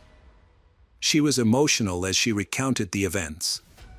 Her husband, under the influence, had physically assaulted her and their son, spilled bleach on the carpet, and then ended their relationship before leaving. Jeffrey's parents were shocked and concerned by the news. Although they were aware that their son had his flaws, they felt genuine sympathy for their daughter-in-law. However, when they learned that he had hit their grandchild, they immediately offered for Susan and the children to come and stay with them. Despite their willingness to help, the young mother declined their offer. She added that she planned to file a police report and reveal all the incidents that had occurred at their residence. 2 days later, Susan visited the police station as her husband's sudden disappearance raised increasing concerns and action was necessary. Susan reported that she and her children had been victims of domestic violence perpetrated by her husband and required protection. She successfully obtained a restraining order against her husband, preventing him from approaching her and the children, although she was already aware that he would never be able to come near them again. As evidence, Susan presented bruises and cuts on her arms, which she alleged were inflicted by her husband using keys when she attempted to defend herself. Additionally, Susan had a small bruise on his face and corroborated that his father had struck him. At first, the tearful woman's story seemed believable and logical. She claimed her husband, under the influence of alcohol and substances, had attacked her and their young son. Then, realizing what he had done, he became scared and fled. However, over time, suspicions grew because Jeffrey had not contacted anyone. He appeared to have run away without his belongings, documents, or mobile phone. He didn't show up for work or visit his parents, and none of his friends or neighbors had seen him. It was as if he had vanished. Susan found it unbearable to stay in the house where she confronted her husband. She couldn't shake the feeling he was still alive and would rise for revenge. She was losing her grip on reality. Even their dog Buck sensed it, constantly barking, trying to dig up the yard where Jeffrey was buried. On January 17th, Susan went to her mother's house with her children. When her mother saw her daughter in person, she fully realized the severity of the situation. Even though she had already been aware of it, Velma directly asked if she had killed her husband, and her daughter broke down in tears, nodding in admission. The daughter then confessed to the crime, revealing the location of her husband's body, and repeatedly expressed uncertainty about what to do next. Following her mother's advice, Susan reached out to lawyer Neil Davis the next day and confessed to killing her husband and attempting to cover up the crime. After gathering all the details, the experienced defense attorney considered possible scenarios and contacted the Harris County District Attorney's Office on January 19th. Davis reported Susan's confession, including the burial of her husband's body in their backyard, and stated that she was willing to provide a full statement at the police station. On January 24, 2003, Susan voluntarily went to the police station, intent on making a full confession. However, her account was disjointed, with confusing details and occasional contradictions. She sometimes referred to her late husband as if he were still alive, expressed fear of him, and requested protection. Consequently, Susan underwent a psychiatric evaluation. The results revealed she had suffered a nervous breakdown and was experiencing depression. Despite this, the evaluation found that Susan was still capable of understanding the actions she had taken. When investigators uncovered the remains of Jeffrey from the makeshift grave in the backyard, they were shocked by the brutality of the scene, having never encountered. Experts counted a total of 193 knife wounds on the victim's body, distributed across various areas, including the groin, legs, shoulders, arms, abdominal area, chest, neck, and face. The majority of these wounds were superficial, meaning they were not life-threatening on their own. However, one head wound was severe enough to have caused death.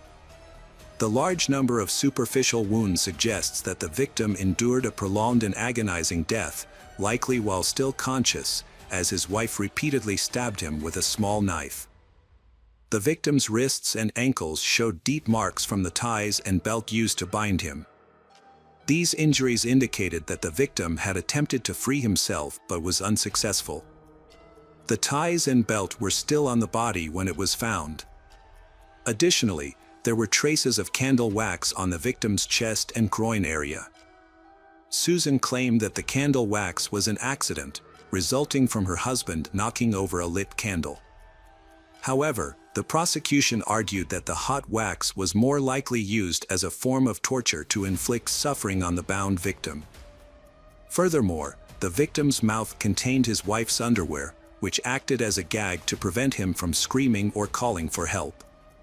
Toxicological tests showed the deceased had alcohol and several controlled substances in his system, which could have led to aggressive and irrational behavior. Initially, the bedroom where the confrontation occurred seemed normal, except for a large bleach stain on the carpet. However, upon closer inspection using special chemical agents and equipment, it became clear that Susan had spent considerable time cleaning up the scene. Once wiped away blood traces were revealed, the true extent of the violence became apparent. Blood was found throughout the room, including on the ceiling, and the mattress was saturated with it. The trial began in late February 2004, with Susan having already spent a year in custody.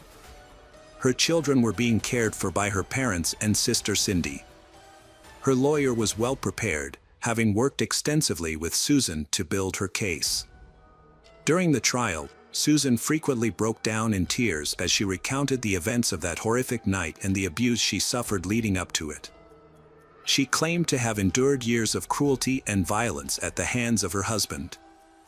The defendant, Susan, claimed that on the evening of the incident, her husband returned home from training in an agitated state. He began demonstrating boxing techniques to their 5-year-old son, Bradley, and said the boy would also take up boxing. When Bradley refused, his father hit him in the face. Susan put the children to bed and then tried to have a serious talk with her husband, urging him to seek help at a clinic. However, he became angry, grabbed his keys, and tried to leave. Susan attempted to stop him, which led to a struggle that caused injuries to her palms and wrists. According to Susan, her husband then struck her, causing her to fall and momentarily lose her bearings. After regaining composure, Susan saw her husband Jeffrey holding a knife, but her testimony became inconsistent. Her lawyer argued she was in a state of affect, leading her to seize the knife and strike Jeffrey. Susan claimed she secured him to a cart with ties and a belt after the confrontation, and candle wax accidentally landed on his body. However, the defendant had no explanation for why her underwear was found in the victim's mouth. In contrast, the prosecution presented a more convincing and logical case. Expert testimony revealed that the victim's wrist and ankle wounds were inflicted before death, likely as part of a ruse to restrain the victim. This also provided a plausible explanation for the gag in the victim's mouth. Additionally, the angle of the injuries suggested that the perpetrator was positioned on top of the victim, rather than struggling with him, which would have resulted in different injury patterns. All the cuts on the victim were inflicted from the front, indicating that the attack occurred while he was lying on his back, unable to move. It was unclear whether Susan had planned her husband's murder in advance and intentionally used the pit he dug for a fountain as a makeshift grave. Prosecutors, however, suspected that she had carefully orchestrated the crime, motivated by the potential insurance payout. The case drew widespread media attention, with Susan being labeled the blue-eyed butcher or blonde meat grinder by the press. Jeffrey's family demanded the harshest possible sentence, while many of their neighbors felt sorry for Susan, recalling instances where she had bruises that she attributed to her own clumsiness, but which may have been signs of physical abuse. Prosecutors initially sought a life sentence for Susan, but later reduced their request to 45 years in prison. In March 2004, she was found guilty and sentenced to 25 years. She showed no emotion when the judge delivered the verdict, appearing detached from the proceedings. A year later, her lawyer's attempt to appeal the decision was rejected. In 2008, Susan and her defense team filed another appeal, which was influenced by new testimony from a previously unknown witness. Misty McKell, wife of former NFL champion Steve McKell, was a key witness. She had a lengthy relationship with Jeffrey Wright in the mid-1990s and was briefly engaged to him. However, she suffered physical abuse, humiliation, and cruel treatment from Jeffrey, leading her to end the engagement and cut ties. Following this new information in Jeffrey's testimony, Susan's prison sentence was reduced to 20 years. She became eligible for parole in 2014 at age 38 but was denied. A second denial followed in July 2017. After 16 years in prison, Susan Wright was released in the winter of 2020 at age 44. She was met by reporters and photographers, causing her to break down in tears and asked to be left alone. Her trial received extensive media coverage, including a broadcast on Court TV,